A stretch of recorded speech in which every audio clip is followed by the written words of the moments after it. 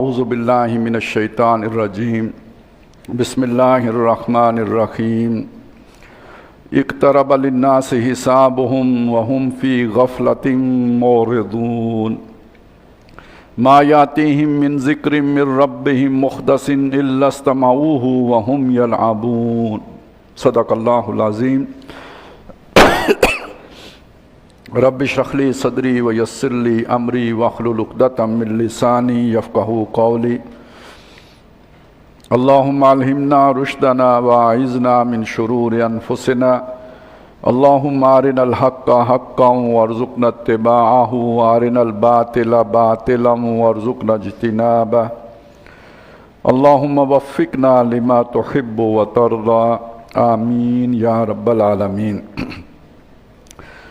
آج ہم سورہ انبیاء سے شروع کر رہے ہیں، اور یہ سورہ انبیاء اصل میں اس سلسلے کی جو یہ 5 صورتیں ہیں، سورہ بنی اسرائیل، سورہ کہف، سورہ مریم، سورہ طٰہٰ، تو آخری یہ صورت 5ویں سورہ انبیاء کہ جن میں یوں سمجھ لیجئے کہ آخری دور کے بارے میں، یعنی آخری زمانے کے بارے میں کچھ اشارات کیے گئے ہیں۔ جیسے کہ ہم نے سورہ بنی اسرائیل میں بھی دیکھا کہ اس کے اول و آخر میں تاریخ بنی اسرائیل کے حوالے سے ایک پوری تاریخ بیان کر کے ان کا انجام بتایا گیا کہ آخر میں ان کی بساط لپیٹ دی جائے گی اور یہ سارے دوبارہ جمع کیے جائیں گے لا کے یروشلم کے اندر۔ پھر سورہ کہف میں یہ بتایا گیا کہ یہ سارا دجل و فریب جو دنیا کا ہے، جس میں کہ انسان پڑھ کر اللہ سے غافل ہو جائیں گے، یعنی آج کی ہماری تہذیب در حقیقت اس کی عکاسی کرتی ہے۔ جو 2 اشخاص کا کردار سورہ کہف میں بیان ہوا ہے، ایک باغ والا تھا اور ایک جو غریب یا مفلوق الحال شخص تھا۔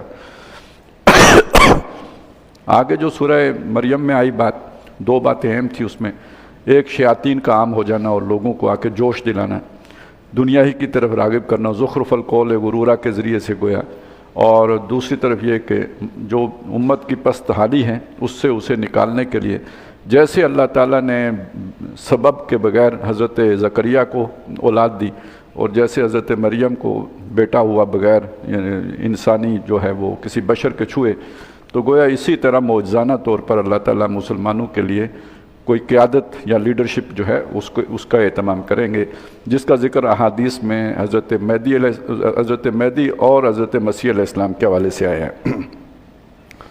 سورہ طٰہٰ میں سامری کا ذکر ہے خاص طور پہ، اور اس سے یہ سامری کا کردار جو دجال کا کردار ہوگا اس کے ساتھ بڑا ملتا جلتا کردار ہے۔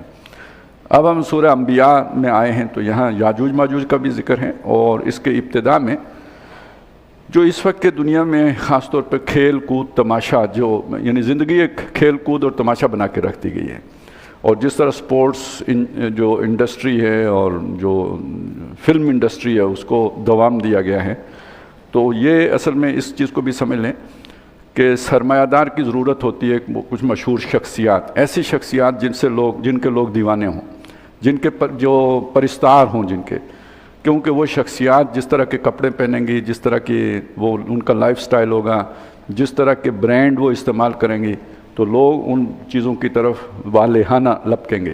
تو گویا آپ نے اگر کوئی پروڈکٹ اپنی جو ہے مشہور کرانی ہے تو اسے مشہور شخصیات کے ساتھ جوڑیں گے، تو وہ مشہور شخصیات بنانی پڑتی ہیں۔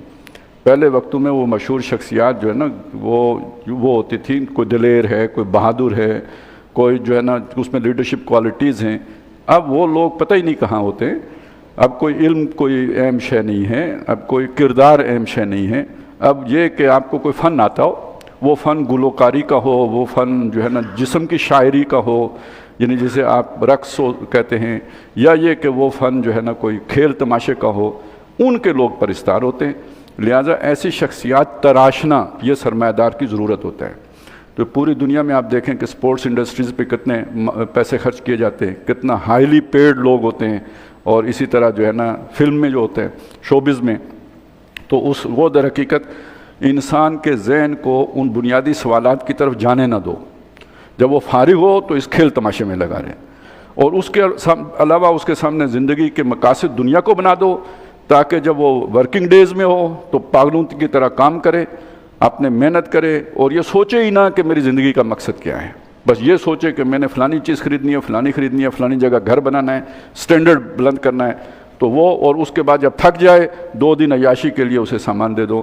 تاکہ بنیادی سوالات میں کون ہوں، میں کہاں سے آیا ہوں، انجام کیا ہے، کائنات کی حقیقت کے اس طرف اس کا ذہن نہ جائے۔ یہ ہے غفلت، اس غفلت کو طاری کر کے رکھنا۔ تو آج کے دور میں اس کی جو اہتمام کیا جاتا ہے، اس پہلے رکوع میں اس کا ایک نقشہ کھینچا گیا ہے۔ اقترب للناس حسابہم، لوگوں کا حساب ان کے قریب آ گیا ہے، یعنی سر پہ آ گیا ہے، بس ہونے ہی والا ہے۔ وہم فی غفلت معرضون، اور وہ غفلت میں پڑے اعراض کر رہے ہیں، پرواہ ہی نہیں کر رہے، اس طرف مڑ کے دیکھ ہی نہیں رہے۔ مکے کی حد تک آپ کو معلوم ہے کہ کتنا وقت رہ گیا تھا، ہجرت کرانی ہے نبی صلی اللہ علیہ وسلم کو، اور اس کے 2 سال کے بعد ان کا یہ نظام جو ہے لپٹنا شروع ہو جائے گا۔ انہیں اس کی پرواہ نہیں ہے کہ ہم کدھر جا رہے ہیں، وہ اپنے کھیل تماشے میں لگے ہیں۔ تو آج دنیا وہاں پہنچ چکی ہے کہ گویا اب وہ تیسری جنگ عظیم کے دہانے پہ پہنچ چکی ہے، تباہی سر پہ آئی کھڑی ہے، لیکن یہ کہ اس کا احساس ہی نہیں، اپنے دھندوں میں پڑے ہیں۔ ما یاتیہم من ذکر من ربہم محدث، نہیں آتا ان کے پاس ان کے رب کی طرف سے کوئی نیا ذکر، کوئی نئی یاد دہانی۔ اس کے دونوں معنی ہوں گے، قرآن مجید کی کوئی نئی صورت، کوئی نئی آیت اللہ تعالیٰ کسی نئے اسلوب میں نہیں سمجھاتا، یہ مکے والوں کے لیے ہوگا۔ اور آج کے زمانے میں کوئی نیا حادثہ، کوئی نیا واقعہ، کوئی نیا بیان جو ہمارے سامنے آتا ہے، جو حقائق کھول رہا ہوتا ہے، لیکن یہ کہ الا استمعوہ، وہ اسے سنتے ہیں، وہم یلعبون، جبکہ وہ کھیل رہے ہوتے ہیں۔ یعنی جیسے ایک کھلاڑی جو ہے اپنے کھیل میں مشغول ہوتا ہے، فلی کنسنٹریٹ کر رہا ہوتا ہے اپنے کھیل کے اوپر، اسے تماشائیوں کے شور ہو گئے کبھی نہیں پتہ ہوتا کہ وہ کیا نعرے لگا رہے ہیں، وہ بالکل اپنے اس پہ فوکس ہے۔ اس طرح یہ اپنے وہ کھیل تماشے والے ذہن میں الجھے ہوئے ہیں، سنجیدگی کی طرف آنے کے لیے تیار ہی نہیں، کوئی سبق حاصل کرنے کے لیے تیار نہیں۔ لاہیتن قلوبہم، ان کے دل کھیل میں پڑ چکے ہیں، کھیل میں پڑے ہوئے ہیں ان کے دل، یعنی اس سے ہٹ کر کوئی اور بات سوچنے کے لیے ہی تیار نہیں۔ وَأَسَرُّ النَّجْوَىٰ، اور انہوں نے چھپ کے مشورہ کیا۔ یہ مشرکین مکہ نے نبی صلی اللہ علیہ وسلم کے حوالے سے ایک بیانیہ بنانے کے لیے، یعنی یہ کہ ہم انہیں جھوٹا ثابت کرنے کے لیے یا غلط کہنے کے لیے کیا بیانیہ بنائیں، تو مشورہ کیا۔ ان کی بھی ظاہر ہے وہ اس زمانے کا جو بھی ایک ایکشن پلان وہ اپنا تجویز کر رہے ہیں۔ الذین ظلموا، کون لوگ جنہوں نے ظلم کیا، جو مشرک ہیں، جو ظالم ہیں، ناانصاف ہیں، انہوں نے حل ھذا الا بشر مثلکم، اور کیا پروپیگیٹ کیا، یہ نہیں ہے مگر تمہاری طرح کے ایک انسان ہے، بشر ہیں، یہ کوئی ان کے ساتھ اضافی جو ہے نا کوئی فوق الفطرت کوئی شے نہیں ہے۔ افتاتون السحر وانتم تبصرون، لوگوں سے یہ کہا کیا تم جادو میں پھنستے ہو جبکہ تم دیکھ رہے ہو؟ یعنی یہ کہ یہ قرآن مجید کی جو تاثیر ہے اس کو انہوں نے جادو کے ساتھ جوڑا کہ یہ جو لوگ اس کی طرف اٹریکٹ ہوتے ہیں تو در حقیقت اس میں جادو ہے، تو اس سے دور رہو، مت قرآن کے قریب آؤ۔ تم قرآن کے قریب جاتے ہو تو وہ تمہیں پھنسا لیتا ہے، تو کیا تم جانتے بوجھتے جادو کی طرف جاتے ہو؟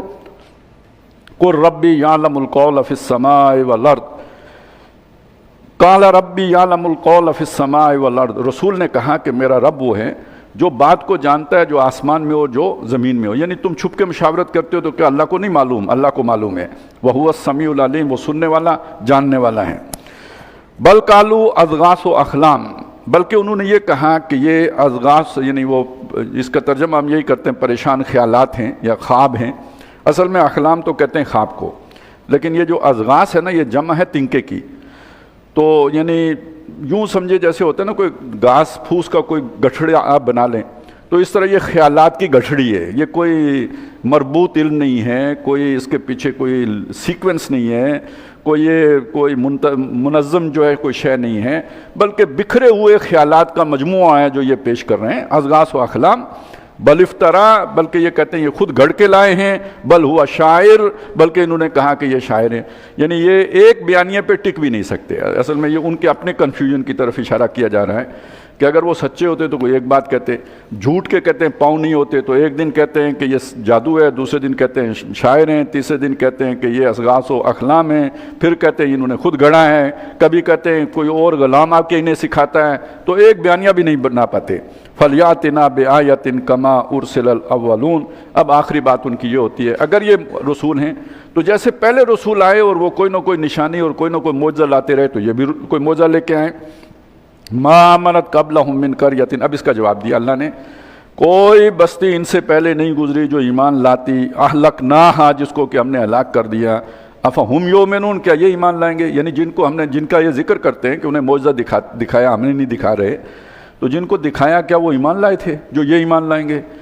کیا وہ اللہ کی اونٹنی دیکھ کر قوم سمود ایمان لے آئی تھی، اور ید بیضا اور عصائے موسیٰ دیکھ کر کیا فرعون ایمان لائے تھا؟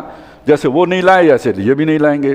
وما ارسلنا قبلک الا رجالا، باقی آپ سے پہلے بھی ہم نے جب بھی کسی رسول کو بھیجا تو مردی بھیجے، انسانی ہوتے رہے، کبھی فرشتے تو رسول بن کے نہیں آئے لوگوں کے پاس۔ نوحی الیہم، ہم ان کی طرف وحی کرتے تھے، ہم حکم بھیجتے تھے ان کی طرف۔ فاسألوا اہل الذکر ان کنتم لا تعلمون، اور اگر تمہیں نہیں معلوم، تمہاری قریبی تاریخ میں اس کا کوئی ذکر نہیں ملتا۔ ظاہر ہے حضرت اسماعیل علیہ السلام کے بعد جو ہے نبی صلی اللہ علیہ وسلم تک بنی اسماعیل میں کوئی نبی نہیں آیا، تو تمہاری تاریخ میں اگر آباء و اجداد میں اس کا ذکر نہیں ملتا تو جہاں وہ نبوت کا تار ٹوٹا ہی نہیں، ان سے پوچھ لو کہ اللہ تعالیٰ نے جو بھیجے یہ حضرت موسیٰ کون تھے، حضرت ہارون کون تھے، حضرت عیسیٰ کون تھے، حضرت یحییٰ کون تھے، یہ سب جو انسانی تھے۔ فَاسْأَلُوا أَهْلَ الذِّكْرِ إِن كُنتُمْ لَا تَعْلَمُونَ وَمَا جَعَلْنَاهُمْ جَسَدًا، اور یہ جو رسول ہم نے بھیجے ہم نے ان کو کوئی ایسے جسم نہیں دیے تھے لا یاکلون الطعام، جو کھانا کھاتے ہی نہ ہوں، مطلب انہیں کھانا کھانے کی حاجت نہیں ہو، ظاہر ہے یعنی اس کا مطلب کیا وہ کھانا کھاتے تھے۔ وما کانوا خالدین، نہ وہ ہمیشہ رہے، وہ جیسے باقی لوگ مرتے رہے وہ بھی مرے، دنیا سے وہ بھی چلے گئے۔ ثم صدقناہم الوعد، پھر ہم نے ان سے وعدہ اپنا سچا کیا۔ کس سے؟ وہ جو رسول آئے تھے جنہوں نے آ کے دعوتیں دیں، لوگ ان پر ایمان نہیں لائے تھے، وہ بھی انسانی، لیکن جو ان سے ہم نے وعدہ کیا تھا مدد کا، نصرت کا، نہ ماننے والوں پر عذاب لانے کا، وہ وعدہ ہم نے پورا کیا۔ فانجیناہم، رسولوں کو اور ان کے متبعین کو ہم نے بچا لیا۔ ومن نشاء، اور جن کو ہم نے چاہا یعنی جو ان کے پیروکار تھے۔ وَأَهْلَكْنَا الْمُسْرِفِينَ، اور جو حد سے نکلے ہوئے لوگ تھے یعنی جنہوں نے نہیں مانا تھا، کفر کیا تھا، ان کو ہم نے ہلاک کر دیا۔ لَقَدْ أَنزَلْنَا إِلَيْكُمْ كِتَابًا فِيهِ ذِكْرُكُمْ، اے لوگو، یعنی پہلا خطاب تو قریش سے ہے اور ویسے تو پوری دنیا کے لیے بھی یہ خطاب ہے۔ ہم نے تمہاری طرف کتاب اتاری ہے جس میں تمہارا ذکر ہے۔ اس کا مطلب کیا ہے؟ یعنی یوں سمجھے کہ کوئی بھی کوئی پیشی ہے لوگوں کی، 200 لوگ حال میں جمع ہیں، تو اس سے سب سے پہلے والوں کو بلایا تو اس کی فائل نکالی، اس میں کس کا ذکر ہوگا؟ جس کو بلایا اس کا ذکر ہے، اس کا پورا پروفائل ہے اس کے اندر۔ اب جب 7ویں نمبر والے کو بلایا تو اس کی فائل نکالی جائے نا، اب تمہاری فائل کھل گئی ہے۔ اے قریش، یہ پچھلے لوگ تو آئے گئے چلے گئے، اب تمہارا نمبر لگ گیا ہے، یہ اب تمہاری کتاب آ گئی ہے جس میں تمہارا ذکر ہے۔ فیہ ذکرکم، اس میں تمہارا تذکرہ ہے۔ افلا تعقلون، کوئی سمجھ آ رہی ہے؟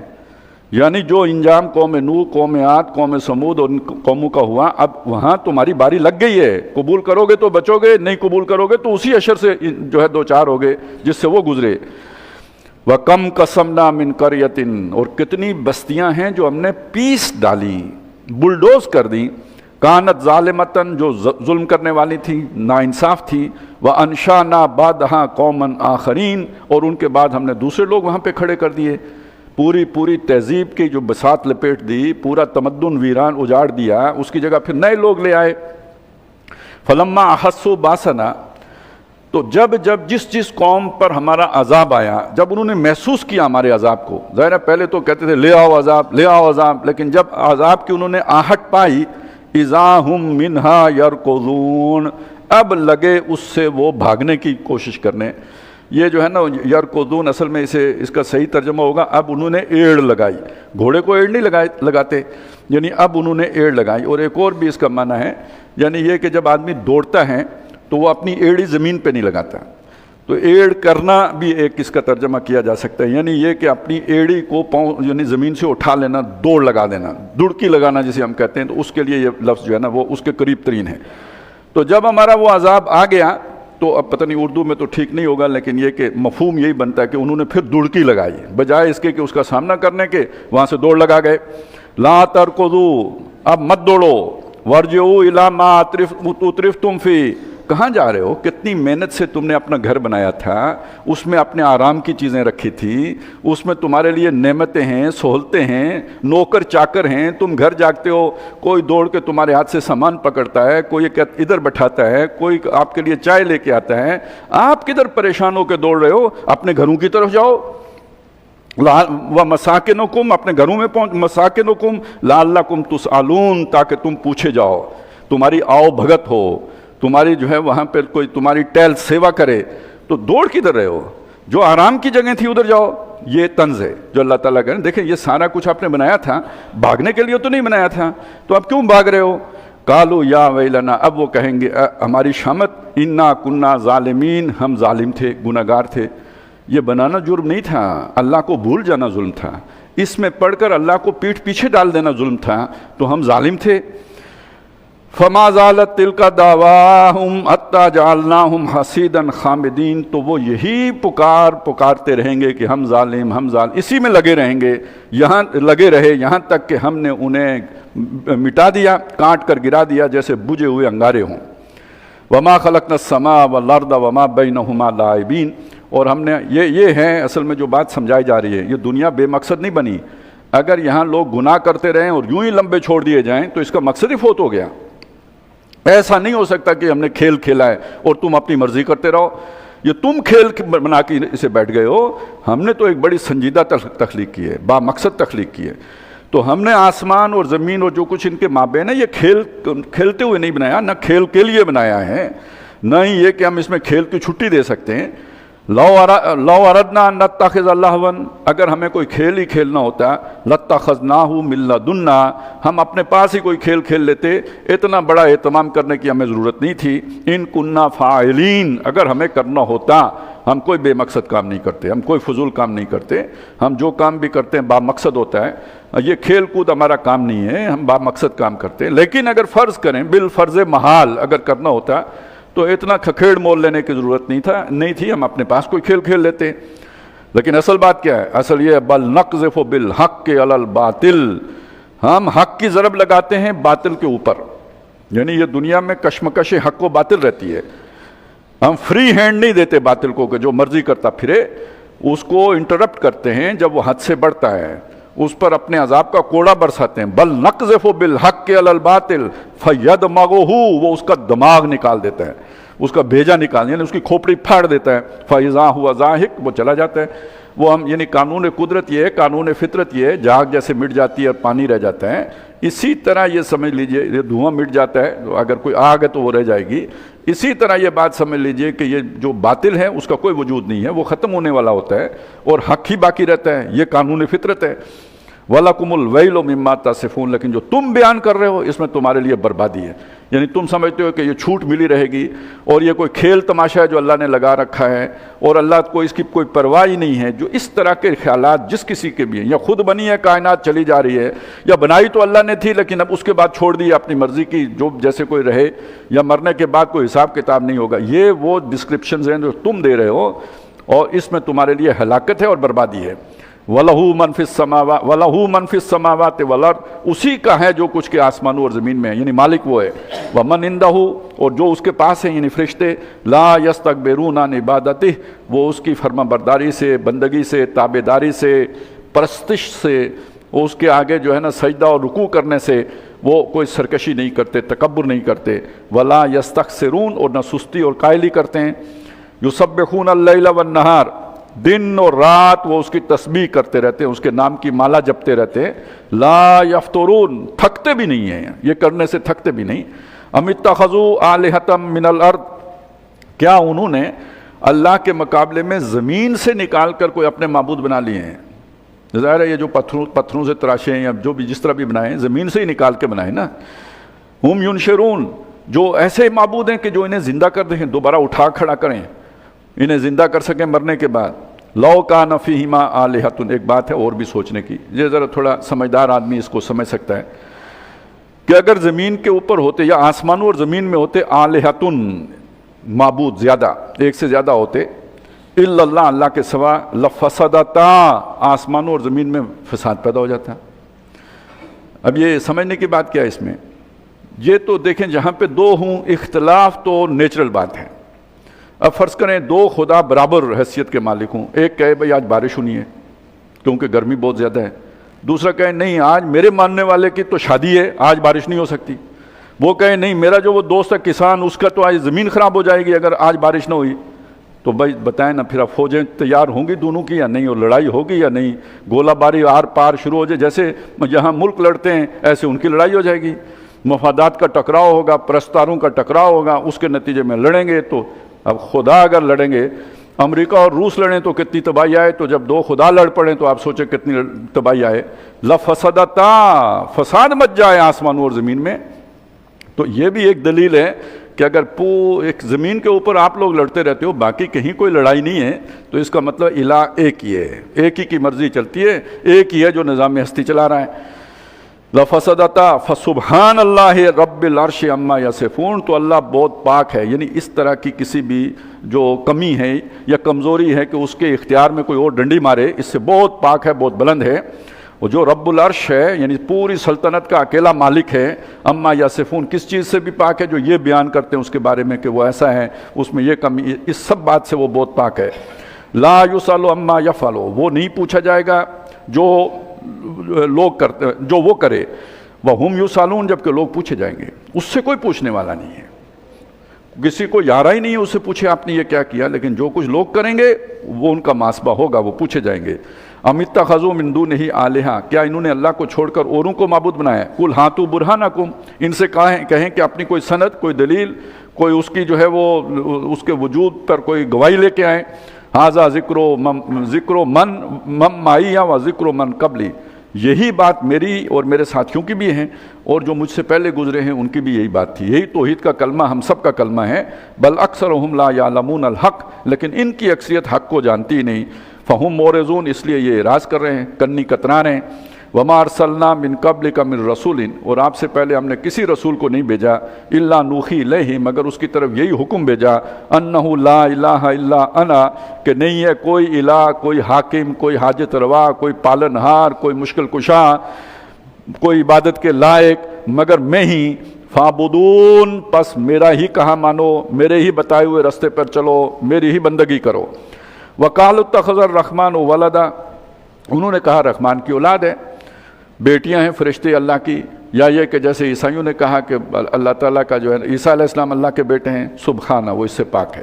یہ اولاد بھی در حقیقت اس کی ضرورت ہے جو فانی ہے، تو وہ حی القیوم ہے، یحیی و یمیت ہیں، لا یموت، اسے موت آتی نہیں ہے، اسے اولاد کی کیا حاجت ہے؟ یا اولاد اس کی ضرورت ہے کہ جو بوڑھا ہوتا ہو اور وہ کمزور ہو اور اسے بڑھاپے کی لاٹھی چاہیے ہو؟ وہ تو علی کل شیء قدیر ہے، فعال لما یرید ہے، اسے کوئی اولاد کی حاجت نہیں ہے، پاک ہے اس سے، اس ضرورت ہی سے پاک ہے۔ بل عباد مکرمون، یہ جتنے فرشتے ہیں اس کے بندے ہیں، مکرمون، عزت والے ہیں، ان کے مقام و مرتبے والے ہیں۔ یہ بات نہیں کہ ان کا مقام و مرتبہ نہیں ہے، لیکن مقام و مرتبے کا یہ مطلب نہیں کہ اللہ کے بیٹیاں ہیں۔ اسی طرح بندگان خدا جو ہیں، خواہ نبی ہوں، خواہ صدیق ہوں، اولیاء اللہ ہوں، وہ عباد مکرمون تو ہیں، اللہ کے نیک بندے ہیں، لیکن یہ کہ ان کو ان کے مقام سے اٹھا کے اللہ کی اولاد بنا دینا، یہ ہے کہ جو غلو ہے، حد سے بڑی ہوئی بات ہے، مبالغہ آرائی ہے۔ لا یسبقونہ بالقول وہم بامرہ یعملون، اور یہ جو فرشتے ہیں وہ اس کی بات سے آگے نہیں بڑھتے، یعنی جو اس نے کہا اس سے سر منہ انحراف نہیں کرتے، اور وہ اس کے حکم کے مطابق عمل کرتے ہیں۔ یعلم ما بین ایدیہم وما خلفہم، وہ جانتا ہے جو کچھ ان کے آگے ہے اور جو کچھ ان کے پیچھے ہے۔ ولا یشفعون، اور وہ اس کے آگے سفارش نہیں کرتے، یعنی کسی کو یارہ ہی نہیں ہے بغیر اجازت کے سفارش کرنے کا، لیکن جسے اجازت ملے اس کے بارے میں ایک شرط ہے، الا لمن ارتضی، مگر یہ کہ جس سے وہ خود راضی ہو کہ آپ کریں سفارش، اور یہ کہ اس کی بات سے بھی راضی ہو، جو وہ بات کر رہا ہے وہ کوئی غلط بات نہ کرے۔ وہ جو ہم نے نوح علیہ السلام کا واقعہ پڑھا ہے، جو انہوں نے صرف سفارش کہا کی تھی، صرف پوچھا تھا کہ اللہ یہ جو آپ یہ ہوا میرے بیٹے کے ساتھ یہ کیوں ہوا، تو اس پہ کیسی بات آ گئی تھی، وَهُم مِّن خَشْيَتِهِ مُشْفِقُونَ، اور وہ اللہ کی خشیت سے، اللہ تعالیٰ کی آگے عاجزی کرتے ہوئے ہیبت سے ڈرتے رہتے ہیں۔ وَمَن يَقُلْ مِنْهُمْ إِنِّي إِلَٰهٌ مِّن دُونِهِ، اگر ان میں سے کوئی یہ گستاخی کرے کہ وہ یہ کہے کہ میں اللہ کے سوا الہ ہوں، میرا بھی کوئی اختیار ہے اور میری بھی چلنی چاہیے، فَذَلِكَ نَجْزِيهِ جَهَنَّمَ، تو یہ ہے کہ جس کا پھر اسے ہم بدلہ دیں گے دوزخ کی صورت میں، آگ میں ڈالیں گے۔ كَذَلِكَ نَجْزِي الظَّالِمِينَ، اور اسی طرح ہم ظالموں کو بدلہ دیتے ہیں۔ اولم ير الذين كفروا ان السماوات والارض كانتا رتقا ففتقناهما، کیا وہ لوگ کہ جنہوں نے کفر کیا وہ نہیں دیکھتے، نہیں سوچتے کہ آسمان اور زمین ان کے منہ بند تھے تو ہم نے پھر انہیں کھول دیا۔ وجعلنا من الماء كل شيء حي، اور ہم نے پانی سے ہر شے کو زندگی دی۔ اب یہ جو آیت ہے یہ اتنی آسان، اس کا جو بھی مفہوم ہے اتنا آسان نہیں ہے، یعنی یہ کہ جب بند تھے تو کافروں نے کہاں دیکھا تھا، اور اگر آپ اس چیز کے ساتھ جوڑیں جو ایک تصور آج دنیا میں پیش کیا جا رہا ہے کہ یہ جو کائنات وجود میں آنے کا جو نظریہ پیش کیا جا رہا ہے وہ کوئی سائنٹیفک فیکٹ نہیں ہے، لیکن جو تھیوری پیش کی جا رہی ہے وہ یہ ہے کہ جو بہت بڑا دھماکہ ہوا بگ بینگ، اور اس کے بعد جو ہے نا یہ کرے وجود میں آئے ہیں، یہ مختلف اجرام سماوی بنے ہیں، تو اس کا کیا مطلب؟ اس سے پہلے کیا تھا؟ جو کچھ بھی تھا بند ہی ہے نا۔ اگر اس کی طرف یہ اشارہ ہو تو اس زمانے کے کافروں کو تو یہ بات سمجھ ہی نہیں آئے گی، لیکن آج کا انسان تو یہ بات سمجھ سکتا ہے کہ کائنات کی ابتدا کیسے ہوئی ہے۔ اگر آپ سائنس کی بات کو بھی تسلیم کریں، اس تھیوری کو بھی تسلیم کریں، تو اس کا مطلب ہے یہ کائنات اس طرح پھیلی ہوئی تو نہیں تھی، یہ کسی ایک نقطے پر منجمد تھی یا بند تھی، وہاں سے دھماکہ ہوا اور کھلنا شروع ہوئی اور پھیلتی ہی چلی جا رہی ہے، ابھی رکی نہیں ہے۔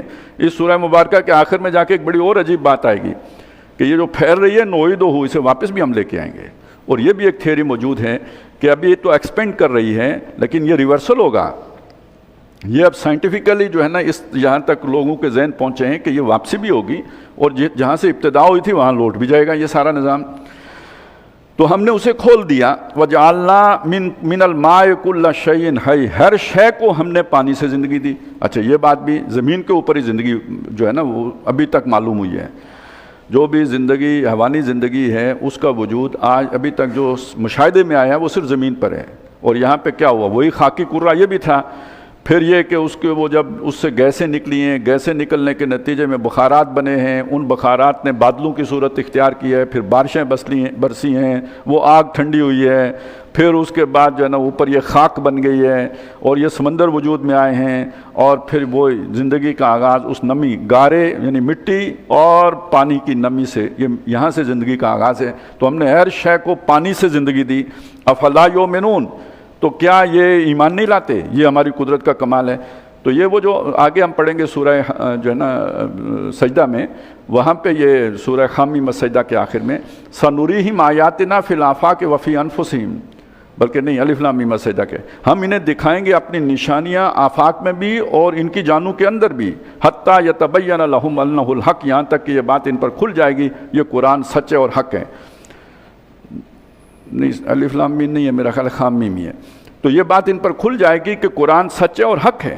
تو یہ بہت اہم بات ہے۔ آج اگر کوئی یہ غور کرے کہ قرآن مجید نے اس تصور کے قریب ترین بات اس زمانے میں کر دی تھی جب انسان اپنے اس مشاہدے کی بنیاد حواس خمسہ کی بنیاد پر تو وہاں تک نہیں پہنچ سکتا تھا جو اس کے پاس ہیں، اب جہاں تک اس کا علم پہنچا ہے تو یہ تصور بنا ہے کہ واقعی آغاز اسی طرح ہوا تھا۔ وَجَعَلْنَا فِي الْأَرْضِ رَوَاسِيَ، زمین میں ہم نے ڈال دیے لنگر، ان تمید بہیم کے لوگوں کو لے کے ایک طرف لڑک نہ جائے، جس طرح اس کی مومنٹ ہے خلا میں، تو اس میں یہ کہ سپیڈ بہت زیادہ ہے، لڑک سکتی ہے لوگ، تو اس کا توازن برقرار رکھنے کے لیے ہم نے پہاڑ کھڑے کر دیے۔ وَجَعَلْنَا فِيهَا فِجَاجًا، اور ان پہاڑوں کے اندر یا زمین کے اندر ہم نے رکھ دیے راستے کشادہ، یا جسے ہم وہ کہتے سبلن، یعنی وہ راستے نے پہاڑ سے گزرنے کے لیے درے رکھ دیے، لعلہم یہتدون، تاکہ لوگ رستہ پائیں۔ وَجَعَلْنَا السَّمَاءَ سَقْفًا مَحْفُوظًا، اور آسمان کو ہم نے محفوظ کرنے والی، حفاظت کرنے والی چھت بنا دیا۔ اب یہ اس طرح کے مقامات ہیں جہاں سے یہ پتہ لگتا ہے کہ یہ جو جسے 7 آسمان کہا، ان میں سے جیسے ایک چیز تک ہمیں کچھ رسائی حاصل ہوئی ہے، اوزون کی سطح ہے، کہ جو بھی سورج کی شعاعیں آتی ہیں وہ فلٹر ہو کے زمین تک آتی ہیں، گویا حفاظت کا ذریعہ بن گئی، اس کی مضر اثرات سے بچانے کا ذریعہ اوزون کی سطح بن گئی۔ تو ایک درجے میں تو وہ چھت ہے۔ وَهُمْ عَنْ آيَاتِهَا مُعْرِضُونَ، جو لوگ اس کا مشاہدہ کرتے ہیں وہ اس کی آیات سے اعراض کرتے ہیں، وہ کہتے ہیں حادثاتی طور پر یہ سب ہو گیا، اس کے پیچھے کسی کی پلاننگ نہیں ہے، کسی کا منصوبہ نہیں ہے، یہ تو بس سروائیول آف دا فٹسٹ کا اصول ہے جس کے تحت یہ ہو گیا سب کچھ۔ تو آپ سوچیں یعنی یہ انکار کرنے کے لیے کتنی بودھی دلیل ہے جو دی جا رہی ہے، کتنی کمزور دلیل ہے، لیکن لوگ اسے قبول کر لیتے ہیں۔ کیوں کر لیتے ہیں؟ سوچتے ہی نہیں، غور کرنے کے لیے ہی نہیں تیار۔ اچھا سوچتے کیوں نہیں؟ مصروف بہت ہیں، فارغ ہی نہیں۔ یہ سوالات سوچنے کے لیے کس کے پاس ٹائم ہے؟ اتنا فضول بیٹھے رہیں تصور جانا کیے ہوئے۔ اور بھی غم ہے زمانے میں محبت کے سوا، تو جو غم ہیں ان میں پڑے ہوئے ہیں، اور وہ کیا ہیں؟ دنیا نے تیری یاد سے بیگانہ کر دیا، تجھ سے بھی دل فریب ہیں غم روزگار کے۔ تو ہم تو ان معاملات میں الجھے ہوئے ہیں، کہاں فرصت ہے یہ باتیں سوچنے کی؟ اور پھر ذہن ایسے بن گئے کہ وہ گیمیں کھیلنے میں تو کتنے اس میں کویا وہ مہارت حاصل کر لی۔ چھوٹے چھوٹے بچے 4 سال کے بچے بھی PUBG کھیلتے ہوئے مل جائیں گے، لیکن یہ کہ یہ سوال آپ بزرگوں کے بھی آگے رکھیں تو گویا معلوم ہوتا ہے وہ سافٹ ویئر ہی کہیں کرپٹ ہو گیا جو اس طرح کی چیزیں سوچنے کے لیے جو ہے نا کوئی تصور کرنا، تخیل کرنا، کوئی کنسپچول ہونا، وہ صلاحیتیں، وہ قواعد فکری ہی جو ہے وہ مزمحل ہو گئے کیونکہ کبھی پریکٹس ہی نہیں ہوئے۔ تو جیسے آپ اس جسم کے ساتھ اگر فرض کریں یہ بازو یہاں باندھ دیں کچھ مہینے بندہ رہے، اس کے بعد کھولیں تو بس بندہ ٹونڈو منڈی ہو جائے گا نا، نہیں کھلے گا، کیونکہ یہ اسے کام میں لاتے رہیں گے تو یہ کام کرے گا۔ یہی ذہن کے ساتھ بھی ہوتے ہیں۔ هو الذی خلق اللیل والنہار والشمس والقمر، وہی ہے جس نے دن اور رات اور سورج اور چاند بنائے۔ کل فی فلک یسبحون، یہ سب کے سب اپنے دائرے میں مدار میں گھوم رہے ہیں، تیر رہے ہیں۔ وما جعلنا لبشر من قبلک الخلد، اور آپ سے پہلے بھی کسی بشر کو دائمی زندگی نہیں ملی، ہمیشہ کی زندگی نہیں ملی۔ افئن مت، بلا اگر آپ وفات پائیں گے، فہم الخالدون، تو کیا یہ ہمیشہ رہیں گے؟ انہوں نے بھی تو مر کے اسی کے پاس جانا ہے۔ کل نفس ذائقۃ الموت، ہر جان نے موت کا مزہ چکھنا ہے۔ وَنَبْلُوكُمْ بِالشَّرِّ وَالْخَيْرِ فِتْنَةً، اور ہم تمہیں آزماتے ہیں خیر اور شر کی کسوٹی پر۔ یہ خیر اور شر کی کسوٹی کیا ہے؟ کبھی بلائی ملی، خیر ملی، اچھی جو ہے نا وہ دنیا کے اعتبار سے نعمتیں ملیں، اور کبھی چھن گئی، کبھی بیماری آ گئی، دکھ آ گیا، تکلیف ہو گئی، یہ شر گویا جسے ہم سمجھتے ہیں، یہی آزمائش ہے۔ ملتا ہے تو سب جو ہے وہ اس پر جو شکر کرتے ہو یا نہیں، اور چھنتا ہے تو صبر کرتے ہو یا نہیں، یہ آزمائش ہے تمہاری۔ وَإِلَيْنَا تُرْجَعُونَ، اور ہماری جناب میں تم واپس کیے جاؤ گے، لوٹ کے آؤ گے۔ وَإِذَا رَآكَ الَّذِينَ كَفَرُوا، اور اے نبی جب آپ کو ان کافر لوگوں نے دیکھا، إِن يَتَّخِذُونَكَ إِلَّا هُزُوًا، تو یہ آپ نہیں آپ کس طرف متوجہ ہوتے مگر مذاق کرنے کے لیے، ٹھٹھا اڑانے کے لیے، باتیں کسنے کے لیے اور آوازیں کسنے کے لیے، یعنی آپ کو انہوں نے اپنے کھیل تماشے کا ذریعہ بنا لیا ہے۔ اور کہتے کیا ہیں؟ هَذَا الَّذِي يَذْكُرُ آلِهَتَكُمْ، اچھا یہ ہیں وہ صاحب جو تمہارے معبودوں کا ذکر کرتے ہیں۔ اب یہ نہیں کہتے کہ توہین کرتے ہیں، اس سے سمجھتے ہیں یہ کہنے سے بھی گستاخی ہوگی۔ اچھا یہ ہیں وہ صاحب جو ہمارے معبودوں کا، تمہارے معبودوں کا ذکر کرتے ہیں۔ وَهُمْ بِالذِّكْرِ الرَّحْمَنِ هُمْ كَافِرُونَ، اچھا یہ بات کیوں کہتے ہیں؟ یہ اس لیے کہتے ہیں کہ یہ اتنی بڑی گستاخی کا ارتکاب کرتے ہیں کہ جو ہمارے ٹھاکر ہیں، جو ہمارے لیڈر ہیں، جو ہمارے جو ہے نا بہت بڑے بڑے وہ پنڈت ہیں، جو ان کی گستاخی کر رہے ہیں، یہ زندہ کیسے ہیں؟ اب اس کا جواب دیا وَهُمْ بِالذِّكْرِ الرَّحْمَنِ هُمْ كَافِرُونَ، ان کی اپنی حالت یہ ہے کہ رحمان کی یاد سے، رحمان کے ذکر سے انکاری ہیں، اسے نہیں مانے۔ وہ کتنی بڑی گستاخی ہے، اس کا انہیں احساس ہی نہیں ہے۔ خلق الانسان من اجل، انسان جلد بازی سے بنایا گیا ہے، یہ بہت جلد باز ہے۔ سأریکم آیاتی فلا تستعجلون، میں اپنی نشانیاں دکھاؤں گا تمہیں، جلدی مت مچاؤ۔ کون سی نشانیاں؟ سمجھانے والی نشانیاں تو دکھا چکا ہوں، اب تمہارے ہوش ٹھکانے لگانے والی نشانیاں دکھاؤں گا، یعنی اب عذاب کی نشانیاں تم پر آ رہی ہیں، بس قسط در قسط آئیں گی۔ وہ غزوہ بدر ایک قسط ہے، اس کے بعد چلتے چلتے آخر فتح مکہ پہ منتج ہوگا، تو میں نشانیاں دکھاؤں گا، جلدی نہ مچاؤ، میں اپنے حساب سے کام کروں گا۔ وَيَقُولُونَ مَتَىٰ هَٰذَا الْوَعْدُ إِن كُنتُمْ صَادِقِينَ، تو یہ کہتے ہیں یہ عذاب کا وعدہ کب پورا ہوگا اگر آپ سچے ہو تو ذرا تاریخیں تو دے دو نا، پتہ چلے۔ لَوْ يَعْلَمُ الَّذِينَ كَفَرُوا، کاش کہ جان سکیں وہ لوگ کہ جنہوں نے کفر کیا، حین لا یکفون عن وجوہہم النار، کہ جب وہ اپنے چہروں کے اوپر سے آگ کو ہٹا نہیں سکیں گے، آگ ان کے چہروں پر حملہ آور ہوگی اور وہ چہرے بچا نہیں سکیں گے۔ ولا عن ظہورہم، نہ اپنی پیٹھوں سے، ولا ہم ینصرون، نہ وہ مدد کیے جائیں گے۔ بل تاتیہم بغتۃ، لیکن یہ کہ بتا کے نہیں آئے گی، وہ عذاب ان پر آئے گا اچانک۔ فتبہتہم، تو وہ ان کے ہوش خطا کر دے گا، انہیں بدحواس کر دے گا۔ فلا یستطیعون ردہا، اسے لوٹانے کی طاقت نہیں رکھیں گے۔ ولا ہم ینظرون، اور نہ ہی انہیں مہلت ملے گی کہیں بھاگنے کی، یا یہ کہ تھوڑے سانس لینے کی مہلت مل جائے، ایسا بھی نہیں ہوگا۔ وَلَقَدْ اسْتُهْزِئَ بِرُسُلٍ مِّن قَبْلِكَ، اے نبی آپ سے پہلے بھی رسولوں کا استہزاء کیا گیا، مذاق اڑایا گیا۔ فَحَاقَ بِالَّذِينَ سَخِرُوا مِنْهُمْ، تو جو ان میں سے ٹھٹھا کرنے والے تھے ان کو گھیر لیا، مَا كَانُوا بِهِ يَسْتَهْزِئُونَ، اسی چیز نے کہ جس کا وہ مذاق اڑاتے تھے۔ عذاب کہاں ہے، لے آئیں، اس عذاب نے آ کے انہیں گھیر لیا۔ قُلْ مَنْ يَكْلَؤُكُمْ بِاللَّيْلِ وَالنَّهَارِ مِنَ الرَّحْمَنِ، اے نبی ان سے پوچھے کون رحمان سے تمہاری نگہبانی کرتا ہے، حفاظت کرتا ہے دن اور رات کے اوقات میں؟ یعنی اللہ تعالیٰ تمہیں کوئی نقصان پہنچانا چاہے تو کوئی ہے جو تمہاری حفاظت کر سکے؟ اور اشارہ اس طرف ہے کہ تم اگر زندہ ہو تو یہ اسی کی مہربانی ہے، رحمان کی مہربانی ہے کہ تم زندہ ہو۔ بل ہم من ذکر ربہم معرضون، لیکن اس کے باوجود وہ اپنے رب کے ذکر سے یعنی اس کی مہربانی کو سمجھنے سے قاصر ہیں، نہیں سمجھ پاتے، اس سے اعراض بھی کرتے ہیں، سمجھنا چاہتے بھی نہیں ہیں۔ ام لہم آلہۃ، کیا ان کے کوئی ایسے ٹھاکر معبود ہیں تمنعہم من دوننا، جو ہمارے مقابلے میں ان کی حفاظت کر سکیں، انہیں بچا سکیں، ان کے کام آ سکیں؟ لا یستطیعون نصر انفسہم، انہیں کیا بچائیں گے، وہ اپنی مدد کرنے کی بھی قدرت نہیں رکھتے۔ ولا ہم منا یسخبون، نہ ہی انہیں ہمارے ہاں کوئی صحبت حاصل ہے، ہمارے پاس بیٹھنے کا انہیں کوئی جو ہے وہ وقت ملتا ہے، یعنی ہم انہیں الاؤ کریں کہ وہ ہمارے قریب آئیں۔ بل متعنا ہؤلاء وآباءہم، اصل مسئلہ یہ ہے ہم نے ان کو اور ان کے آباء کو خوشحالی دی دنیا میں۔ ظاہر اس سے پہلے جو ہے نا ایک یہ جو قوم سبا تھی، آگے اس کا ذکر پڑھیں گے، تو یہ جو آج کا ہے نا یہ سی پیک کا رولا، تو یہ اصل میں ایسٹ ویسٹ ٹریڈ جو تھی ساری کی ساری، مشرق اور مغرب کے جتنی تجارت ہوتی تھی، اس کا جو مرکز تھا یہ یمن سے شام کے درمیان کا علاقہ تھا۔ اسی وجہ سے اس علاقے میں ہمیشہ بہت جنگیں ہوتی رہی ہیں، یہ بڑی اسٹریٹجیکل اہمیت کا علاقہ رہا ہے۔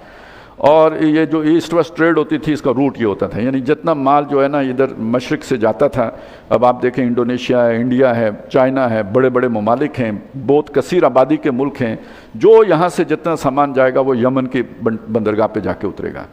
وہاں سے اب کوئی سمندری راستہ نہیں ہے میڈیٹرین میں جانے کے لیے، تو اب وہ وہاں سے اٹھایا جائے گا، اسے شام پہنچایا جائے گا، اور وہاں پھر مغرب سے تاجر آئیں گے جتنے ویسٹ سے، وہ اپنا مال لے کے آئیں گے، اس کے بدلے میں یہ خریدیں گے، تو وہ اسے اٹھا کر پھر یمن لے کے آئیں گے۔ تو جتنا مال مشرق کی طرف آنا ہے یا جانا ہے، یا جو مغرب کی طرف سے آنا ہے یا ادھر جانا ہے، اس کا روٹ بنے گا یمن سے شام تک کا تجارتی راستہ۔ یہ سارا قوم سبا کے پاس تھا، لیکن قوم سبا نبی صلی اللہ علیہ وسلم سے تقریباً 150 برس پہلے ہلاک کر دی گئی، اس کا ذکر ہم آگے پڑھیں گے۔ تو وہ جو خلا پیدا ہوا اس کو پورا کیا مشرکین مکہ نے۔ وجہ اس کی کیا بنی، یہ بھی بڑی اہم بات ہے۔ وجہ یہ بنی کہ وہ قوم تو طاقتور تھی، اس نے یوں سمجھے اپنے فوجی قوت کے بل بوتے پر یہ راستہ اپنے کنٹرول میں کر کے رکھا ہوا تھا۔ ان کی تباہی کے بعد اب ایک مذہبی بنیاد بنی جس پر مشرکین مکہ یہ پورا تجارت کرتے تھے، اس لیے کہ یہ سارا علاقہ وہ ہے کہ جہاں پہ کوئی باقاعدہ حکومت موجود نہیں ہے، آرڈر نہیں ہے، نظام نہیں ہے، اور وہاں پہ اگر کوئی بھی تجارتی قافلہ، مال بردار قافلہ وہاں پہ چلے گا، لوگ لوٹ لیں گے، چلنے ہی نہیں دیں گے۔ قریش کے قافلے کو کوئی ہاتھ بھی نہیں لگایا، کیوں؟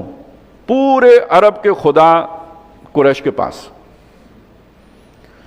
تو وہ ایک تو وہ مذہبی جو ہے نا آپ سمجھ لیں ان کو ایک وہ جیسے پیر کی ایک حیثیت ہوتی ہے وہ حاصل ہو گئی کہ ہمارے معبودوں کے خدمتگار ہیں، خدام الآلہہ، لہٰذا ان کی خدمت کرو۔ مرے وہ جیسے مجاور ہوتے ہیں، جیسے انہیں لوگ حلوے کھلاتے ہیں، تو کم از کم اتنا تو ہو کہ ان کا قافلہ نہ لوٹو، تو وہ تجارت ساری کی ساری اس پہ ان کی منوپلی قائم ہو گئی۔ اس سے یہ امیر کبیر ہو گئے، اور اس سے پھر ان کے اندر جو بھی امارت کے ساتھ خرابیاں آتی ہیں وہ بھی آ گئیں، یعنی اب اس وجہ سے یہ اپنی عیاشیوں میں پڑ گئے اور یہ ہماری بات نہیں سن رہے۔ اس کی طرف اشارہ ہے، بل متعنا ہؤلاء، ہم نے فائدے پہنچائے، سامان زیست دیا انہیں بھی، وآباءہم، اور ان کے آباء و اجداد کو بھی، حتی طال علیہم العمر، یہاں تک کہ ایک مدت دراز بیت گئی، ان پر کوئی مشقت، کوئی مصیبت، کوئی اس طرح کی تکلیف نہیں آئی۔ کوئی جو ہوتا ہے نا ایک کھینچ اللہ تعالیٰ کی طرف سے، کوئی تھوڑی بہت جو حالات میں تغیر ہو جائے تو بندہ سوچتا ہے، وہ نہیں، خوشحالی رہی۔ تو اب یہ نہیں دیکھتے، افلا یرون انا ناتی الارض ننقصها من اطرافها، کیا ان کو نظر نہیں آتا کہ ان کی زمین ہم اطراف سے سکوڑتے چلے آ رہے ہیں، یعنی ان کا جو آرڈر ہے وہ ڈسٹرب ہو رہا ہے، اور مختلف علاقوں میں نبی صلی اللہ علیہ وسلم کی دعوت پہنچ رہی ہے، تو اس کا مطلب حضور کی انفلوئنس، اثر و رسوخ بڑھ رہا ہے اور ان کا گھٹ رہا ہے، یعنی ان کی زمین کم پڑ رہی ہے۔ اور پھر آخر میں جا کے ہوا کیا، یعنی جب نبی صلی اللہ علیہ وسلم ہجرت کر کے مدینہ چلے گئے تو وہی تجارتی رستے ہی تھے نا جن کے اوپر آپ نے پھر اپنے آدمی بھیج دیے، گویا زمین سکڑ گئی، اب ان کے لیے زمین تنگ ہو گئی، اب اپنے یہ تجارت جاری نہیں رکھ سکتے، تو وہ ان کو پکڑا وہیں سے ہے جو ان کی کمزوری تھی۔ وہ جیسے ہوتا ہے نا ہر قوم کی ایک سافٹ بیلی ہوتی ہے، تو ان کی سافٹ بیلی در حقیقت یہ تجارتی راستے تھے جن پر نبی صلی اللہ علیہ وسلم نے اپنے بندے بٹھا دیے۔ افہم الغالبون، تو کیا یہ غالب رہیں گے، یہ برتر رہیں گے؟ قل انما انذرکم بالوحی، اے نبی فرما دیجئے میں تمہیں اللہ کے حکم کے مطابق تمہیں ڈرا رہا ہوں، خبردار کر رہا ہوں۔ ولا یسمع الصم الدعاء، بہرا کبھی بھی پکار کو نہیں سنتا، آپ جتنا بھی پکاریں اس کے کان ہی نہیں ہے، سنے گا کیسے؟ اذا ما ینذرون، جب آپ اسے کوئی بات سنائیں، خبردار کریں، گڑھے میں گرنے لگے، وہ کیسے سنے گا؟ اس کے کان ہی نہیں ہے۔ وَلَئِن مَسَّتْهُمْ نَفْخَةٌ مِّنْ عَذَابِ رَبِّكَ، اگر تیرے رب کے عذاب کا کوئی بھبکا ان کو پہنچے، یعنی یہ کہ پورا عذاب نہیں، اس کی ذرا تھوڑی سی سٹیم ہی ان کو اگر لگے، لَيَقُولُنَّ يَا وَيْلَنَا إِنَّا كُنَّا ظَالِمِينَ، تو یہ اسی پر پکار اٹھیں گے کہ ہم ظالم تھے۔ یعنی یہ کہ اللہ اگر انہیں سمجھانا چاہے تو اس کے لیے کوئی مشکل نہیں ہے، لیکن وہ یہ چاہتا ہے کہ یہ اپنے قوائے عقلی استعمال کر کے سمجھیں، زبردستی سمجھانے کی ضرورت پیش نہ آئے۔ وَنَضَعُ الْمَوَازِينَ الْقِسْطَ لِيَوْمِ الْقِيَامَةِ، اور قیامت کے دن ہم انصاف کے ترازو جو ہے وہ نصب کر دیں گے۔ فَلَا تُظْلَمُ نَفْسٌ شَيْئًا، تو کسی جان کے اوپر ظلم نہیں کیا جائے گا۔ وَإِنْ كَانَ مِثْقَالَ حَبَّةٍ مِّنْ خَرْدَلٍ أَتَيْنَا بِهَا، اور اگر رائی کے دانے کے برابر بھی کوئی شے ہوگی نیکی برائی تو ہم اسے لے آئیں گے۔ وَكَفَى بِنَا حَاسِبِينَ، اور حساب کرنے کے لیے ہم کافی ہیں۔ وَلَقَدْ آتَيْنَا مُوسَىٰ وَهَارُونَ الْفُرْقَانَ، اسی طرح ہم نے موسیٰ اور ہارون کو بھی فرق کرنے والی، حق و باطل میں تمیز کرنے والی حقیقت عطا کی تھی، کسوٹی دی تھی۔ وضیان، اور روشنی بھی تھی، لوگوں کے لیے اس میں نور تھا۔ وذکر للمتقین، اور جو پرہیزگار لوگ تھے ان کے لیے یاد دہانی تھی، اللہ کو یاد کرنے کا ذریعہ تھی، اللہ کے تعارف کا سب سے مؤثر ذریعہ تھی۔ الذین یخشون ربہم بالغیب، یہ کون لوگ ہیں متقی؟ جو اپنے رب سے ڈرتے ہیں اسے دیکھے بغیر۔ وَهُم مِّنَ السَّاعَةِ مُشْفِقُونَ، اور قیامت کے بارے میں وہ لرزاں رہتے ہیں، ڈرتے رہتے ہیں، خوفزدہ رہتے ہیں اللہ کے سامنے کھڑے ہونے سے۔ وَهَذَا ذِكْرٌ مُبَارَكٌ أَنزَلْنَا، آج مجھے کسی نے ایک دانشور صاحب کا کلپ بھیجا، تو وہ بتا رہے تھے کہ یہ کوئی قیامت عذاب وغیرہ نہیں ہے اور آخرت سے بھی ڈرنا نہیں چاہیے۔ قرآن مجید اپنا سارا زور اس بات پر لگاتا ہے کہ یہ متقی لوگ کون ہوتے ہیں، اللہ کے دوست کون ہوتے ہیں؟ جو اللہ کی اس ملاقات سے ڈرتے رہتے ہیں۔ وَأَمَّا مَنْ خَافَ مَقَامَ رَبِّهِ، جو اپنے رب کے سامنے کھڑے ہونے سے ڈرا۔ وَلِمَنْ خَافَ مَقَامَ رَبِّهِ جَنَّتَانِ، جو اپنے رب کے سامنے کھڑے ہونے سے ڈرا اس کے لیے جنتیں ہیں۔ تو میں نے بالکل الٹی بات کر رہے تھے۔ ایک حد تک تو چلیں آپ کہہ سکتے ہیں کہ ٹھیک ہے وہ ملاقات کا ہے، لیکن یہ کہ بھائی میں نے جو اعمال کیے ہیں وہ قبول ہوں گے نہیں ہوں گے، میری محنت رنگ لائے گی نہیں لائے گی، اس میں کوئی اعتراض ہو گیا تو میں کیا کروں گا؟ تو خوف تو رہنا چاہیے، اور یہ خوف رہے گا ہی تو اس کے بعد ہی انسان کا عمل ٹھیک رہے گا، اس کا طرز عمل ٹھیک رہے گا، اس کی سوچ ٹھیک رہے گی۔ وہ نچنت ہو گیا، بے فکر ہو گیا، نہ ڈر ہو گیا، تو اب تو وہ وہی بات ہے کہ وہ ہمارے جو ہے نا گویا جیسے یہودیوں کا ہو گیا تھا کہ نحن ابناء اللہ واحباؤہ، ہم اللہ کے بیٹوں کی مانند ہیں، بلکہ اس سے بھی زیادہ لاڈلے اور چہیتے اور پیارے اور دلارے ہیں۔ تو پھر ان کی کرتوت دیکھیں نا کیا ہو گئے۔ وَهَذَا ذِكْرٌ مُبَارَكٌ، اور یہ قرآن ایک برکت والا ذکر ہے، یاد دہانی ہے۔ انزلناہ، ہم نے اسے نازل کیا ہے۔ افانتم لہ منکرون، تو کیا تم اس کا انکار کرو گے، کرنے والے ہو، نہیں مانتے اس کو۔ وَلَقَدْ آتَيْنَا إِبْرَاهِيمَ رُشْدَهُ مِن قبل، اس سے پہلے ہم نے ابراہیم کو سمجھ عطا کی تھی، دین نیک راہ پر چلایا تھا۔ وَكُنَّا بِهِ عَالِمِينَ، اور ہمیں اس کی خبر ہے، ہم سب جاننے والے ہیں۔ اذ قال لأبیہ وقومہ، جب انہوں نے کہا اپنے والد اور اپنی پوری قوم سے بھی، درجہ بدرجہ کہا۔ پہلے والد سے بات کی جو ہم نے سورہ مریم میں پڑھی، اور پھر قوم سے کہنے کے لیے انہوں نے تو پورا ایک اہتمام کیا جس کا ذکر آگے آ رہا ہے۔ ما هذه التماثيل التي انتم لها عاکفون، یہ کیا تم نے بنا لی ہیں مورتیاں جن کے سامنے بیٹھے تم جو ہے وہ دھیان اور بڑے جو ہے وہ فوکس ہو کے بیٹھے ہوتے ہو مجاور بن کر۔ قالوا وجدنا آباءنا لها عابدين، انہوں نے کہا ہم سوچنے سمجھنے والے لوگ نہیں ہیں، ہمارے آبا یہ کرتے آئے ہیں اور ہم ان کی پیروی میں یہ کریں گے۔ وہ اتنے اچھے لوگ تھے تو ہم ان کا طریقہ نہیں چھوڑ سکتے۔ قال لقد كنتم انتم وآباؤكم في ضلال مبين، ابراہیم علیہ السلام نے کہا کہ بے شک تم بھی اور تمہارے جو آباء و اجداد بھی تھے اس معاملے میں سری غلطی پر ہو، کھلی کوتاہی کے مرتکب ہو رہے ہو، گمراہی میں پڑے ہو۔ قالوا اجئتنا بالحق ام انت من اللاعبین، انہوں نے کہا اب یہ جو آپ کہہ رہے ہو سیریس ہو یا ویسے کھیل رہے ہو، کوئی حق لے کے آئے ہو، سچ ہے تمہارے پاس، یا یہ کہ تم ہمارے ساتھ کھلاڑیاں کر رہے ہو۔ قال بل ربکم رب السماوات والارض، انہوں نے فرمایا بلکہ تمہارا رب وہ ہے جو آسمانوں اور زمین کا رب ہے، الذی فطرہن، جس نے ان کو بنایا ہے، وانا علی ذالکم من الشاہدین، اور میں اس بات پر گواہوں میں سے ہوں، میں اس کی گواہی دیتا ہوں کہ ایسا ہی ہے۔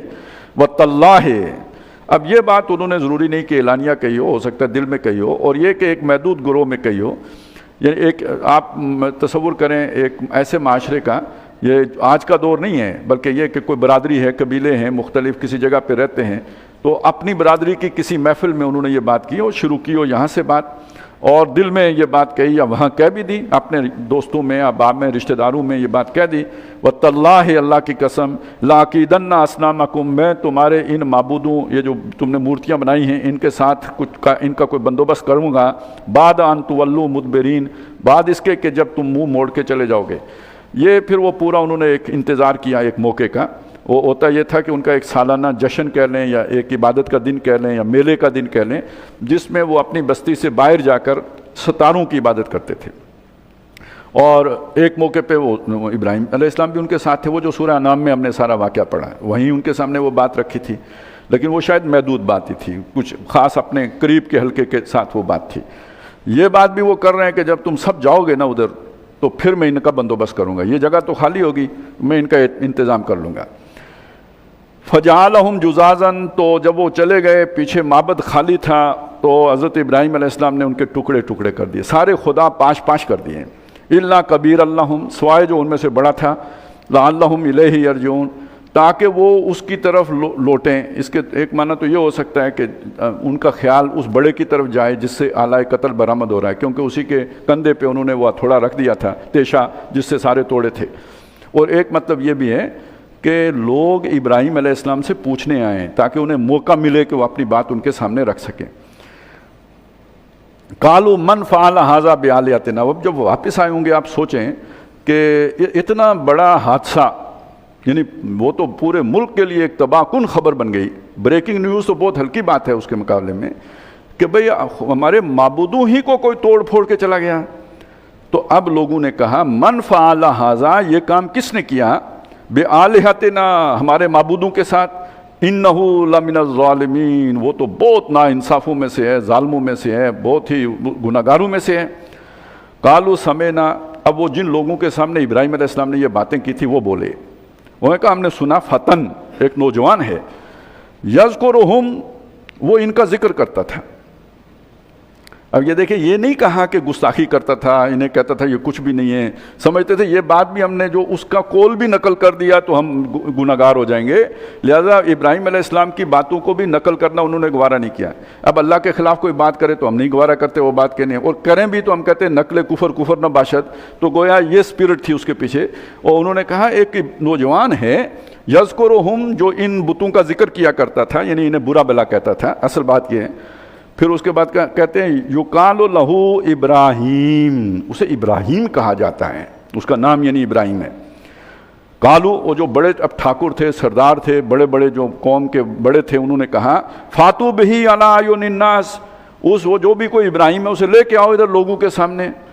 یہ ہم اپنے ان مجرموں کو، جیسے آج کل ہم سنتے ہیں نا کوئی ریاست کو کوئی تھوڑی تکلیف پہنچے، کوئی چونڈی وڑ جائے ریاست کی، تو وہ کہتے ہیں جناب ہم اس کو نشان عبرت بنائیں گے، تو وہ بھی یہی کہہ رہے ہیں کہ جنہوں نے ہمارے ٹھاکروں کے ساتھ یہ کیا ہم اسے چھوڑیں گے نہیں، لوگوں کے سامنے لے کے آئیں اسے، لعلہم یشہدون تاکہ لوگ دیکھیں کہ ہم اپنے مجرم کا کیا انجام کرتے ہیں۔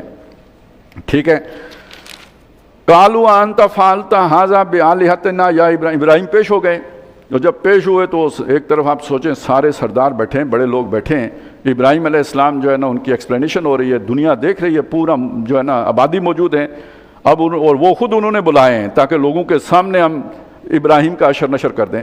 یہ مسئلہ سمجھ لیجئے، آپ نے یہ تو سنا ہوگا نا کہ سقراط کو زہر کا پیالہ پینا پڑا، کیوں پینا پڑا؟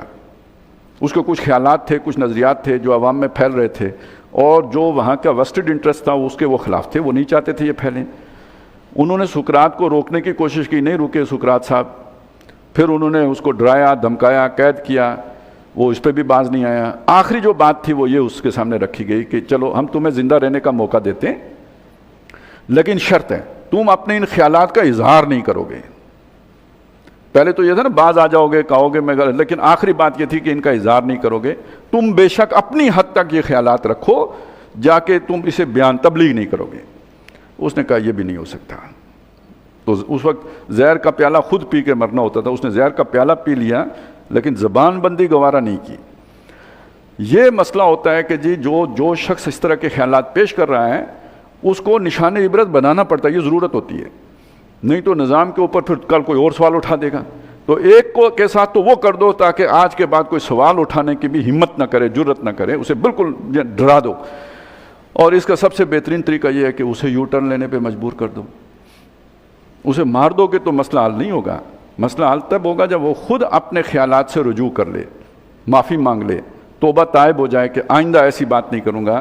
گویا وہ جو بھی مسئلہ بنا تھا وہ پوری طرح جڑ سے مک گیا. اس کا طریقہ یہ ہوتا ہے. تو پھر وہ حالات بناؤ تاکہ وہ ڈرنے پر مجبور ہو جائیں. یہ حالات تھے جو ابراہیم علیہ السلام کے لیے بنائے. یہ سٹیج اصل میں اس لیے سیٹ کیا گیا تھا کہ ڈر کر ابراہیم علیہ السلام جو ہے وہ توبہ کر لیں. اب وہ توبہ کرنے والے کدھر تھے؟ انہوں نے اس موقع کو اپنا جو ہے نا وہ فائدے کے لیے استعمال کیا. انہوں نے کہا بل فعلا, یہ مجھ سے کیوں پوچھتے ہو؟ سارے سرکمسٹانشل ایویڈنس یہ بتا رہے ہیں یہ جو بڑا ہے اس نے کیا ہے. ایک تو بڑا ہے, طاقت والا سب سے زیادہ یہ ہے, آلہ قتل اس کے کندھے سے برآمد ہوا ہے, باقی سارے جو ہے وہ ٹائم فش ہو گئے, ایک یہ زندہ سلامت باقی ہے, اسے کچھ بھی نہیں ہوا, خراش تک نہیں آئی. تو یہ ساری سازش تو اس نے کی ہے, تمہیں اتنی عقل نہیں ہے. بل فعلا, اس نے کیا ہے. کبیرہم, ہے بھی بڑا, ھذا یہ والا, فاسألوہم, ان سے پوچھو, ان کانوا ینطقون, اگر یہ بولتے ہوں تو. فرجعوا الی انفسہم, اب یہ دیکھیے یہ رجوع ہے. انہوں نے اپنے جی میں سوچا, فقالوا, اور دل ہی دل میں کہا, انکم انتم الظالمون, اس بیچارے کو کیا کہتے ہو, تم ہی ظالم ہو. یہ ہمارے خدا ہیں جو ہماری مدد کریں گے, جو گواہی دینے جوگے بھی نہیں ہے کہ یہ کام کس نے کیا ہے. ثم نکسوا علی رؤوسہم, پھر الٹا دیے گئے اپنے سروں کے اوپر, یا ان کی مت مار دی گئی. یہ کس نے ماری مت؟ بات سمجھ میں آ گئی. یہ رسول کا کام ہوتا ہے کہ بات سمجھ میں آ جائے, یہ نبی کا کام ہے کہ بات دل میں اتر جائے, آ گئی. فرجعوا الی انفسہم, اندر بات چلی گئی. لیکن اب اس بات کو اگر قبول کرتے ہیں تو نظام ہستی کیسے چلے گا؟ یہ صرف مذہبی معاملہ ہی تو نہیں ہے, ہمارا پورا سیاسی نظام اسی مذہبی بنیاد پر کھڑا ہے. یہ مشرکین مکہ کا سارا مذہبی نظام کس بنیاد پر کھڑا تھا؟ ابھی میں نے آپ کو اسی لیے وہ ساری تفصیل بتائی تھی. معاشی نظام ان کا سارا یہ 360 بتوں پہ چل رہا تھا.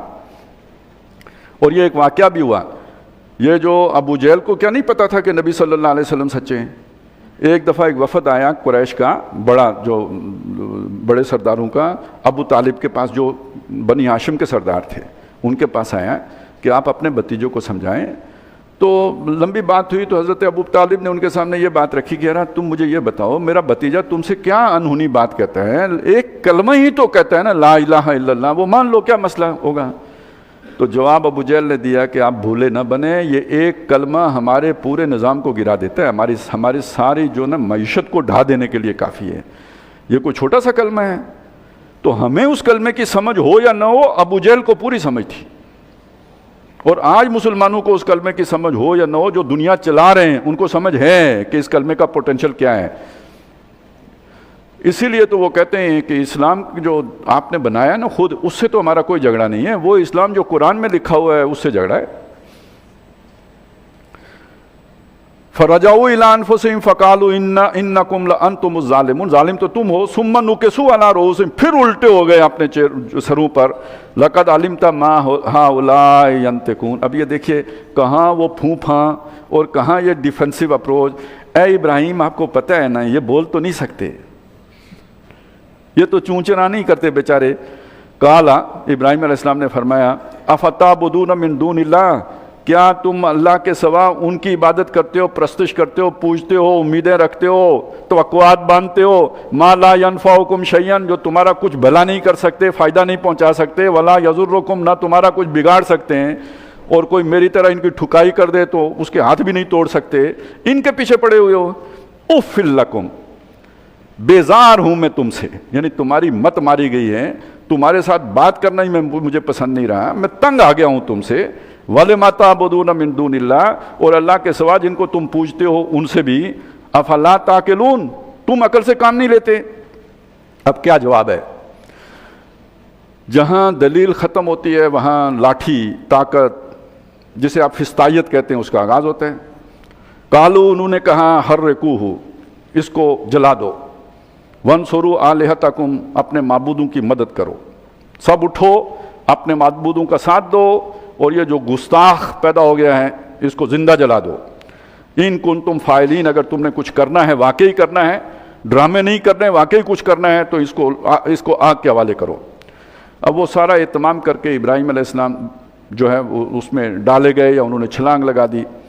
قلنا یا نارو، ہم نے کہا اے آگ، کونی بردن و سلامن علی ابراہیم، ابراہیم پر ٹھنڈی بھی ہو جا اور آرام والی بھی ہو جا، سلامتی والی ہو جا، کوئی گزند ابراہیم کو نہیں پہنچنی چاہیے۔ اب ایک بات تو یہ ہوئی کہ یہ جو قوانین قدرت ہیں یہ کس کے اختیار میں ہیں؟ وہ آگ کا کام ہے جلانا، ہمیشہ جلائے گی، لیکن اللہ تعالیٰ اس کی یہ صلاحیت سلب کرنا چاہے اس دنیا میں بھی سلب کر سکتا ہے، نہیں جلائے، اور نہیں جلایا اس نے ابراہیم علیہ السلام کو۔ کونی بردم و سلامن علی ابراہیم، ابراہیم پر سلامتی والی بن جا۔ وارادوا بہ کیدن، اور انہوں نے ایک چال چلی تھی، کس نے؟ مخالفین ابراہیم نے ایک چال چلی، ابراہیم کو ڈرانے کی کوشش کی تھی تاکہ وہ جو لوگ ان سے متاثر ہو رہے ہیں وہ تاثر زائل ہو سکے۔ فجعلناہم الاخسرین، ہم نے انہی کو نقصان کرنے والوں میں سے بنا دیا، نقصان اٹھانے والوں میں سے۔ اب دیکھیں یہاں جو مدد کی گئی ہے ابراہیم علیہ السلام کی، وہ کب کی گئی؟ جب انہوں نے آگ میں چھلانگ لگائی تو اس کے بعد اللہ تعالیٰ نے آگ کو ٹھنڈا ہونے کا حکم دیا۔ عام طور پہ ہماری سوچ کیا ہوتی ہے؟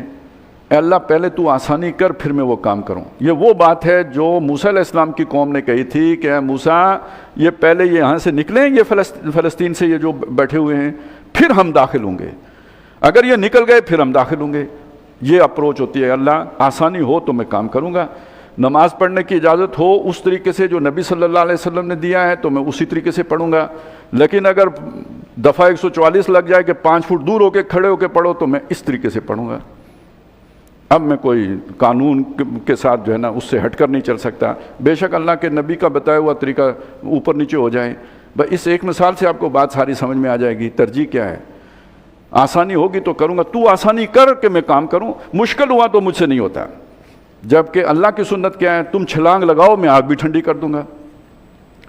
قالوا حرقوه وانصروا آلهتكم ان كنتم فاعلين قلنا يا نار كوني بردا وسلاما على ابراہیم وارادوا به كيدا فجعلناهم الاخسرين ونجيناه، اور ہم نے ان کو بھی بچا لیا ابراہیم علیہ السلام کو، ولوطا، اور حضرت لوط کو بھی بچا لیا، یہ بھتیجے تھے ابراہیم علیہ السلام کے، الى الارض التي باركنا فيها للعالمين، اور پہنچا دیا اس سرزمین پر جس کو ہم نے سارے جہان والوں کے لیے بابرکت بنایا ہے، ارض شام، ارض فلسطین۔ وَوَهَبْنَا لَهُ اسحاق، اور انہیں اسحاق بیٹا عطا کیا، وَيَعْقُوب، اور یعقوب پوتا نافلۃ لک، نافلہ اضافی انعام میں، وَكُلًّا جَعَلْنَا صالحین، اور ان سب کو ہم نے نیکوکار بنایا، وَجَعَلْنَاهُمْ أَئِمَّةً يَهْدُونَ بِأَمْرِنَا، اور ان کو وہ لوگ بنایا، ایسی امت بنایا، ایسی ان کو لیڈرشپ دی جو ہمارے حکم کے مطابق فیصلے کرتے تھے، ہماری بتائی ہوئی راہ پہ چلتے تھے۔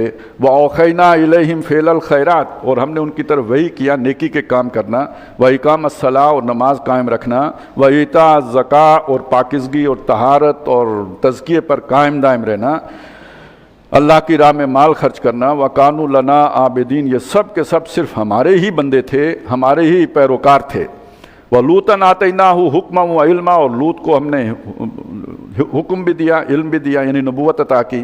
وَنَجَّيْنَاهُ مِنَ الْقَرْيَةِ الَّتِي كَانَتْ تَعْمَلُ الْخَبَائِثَ، اور ہم نے نجات دی انہیں اس بستی والوں سے کہ جو برے کام، گندے کام کرنے میں منہمک تھے۔ اِنَّهُمْ كَانُوا قَوْمَ سَوْءٍ فَاسِقِينَ، وہ لوگ بہت ہی نافرمان بری قوم تھے۔ وَأَدْخَلْنَاهُ فِي رَحْمَتِنَا، اور ہم نے اسے اپنی رحمت میں داخل کیا۔ إِنَّهُ مِنَ الصَّالِحِينَ، وہ نیک بختوں میں سے تھے، یعنی حضرت لوط علیہ السلام۔ وَنُوحًا إِذْ نَادَىٰ مِن قَبْلُ، اور یہی ہم نے نوح کے ساتھ کیا اس سے پہلے۔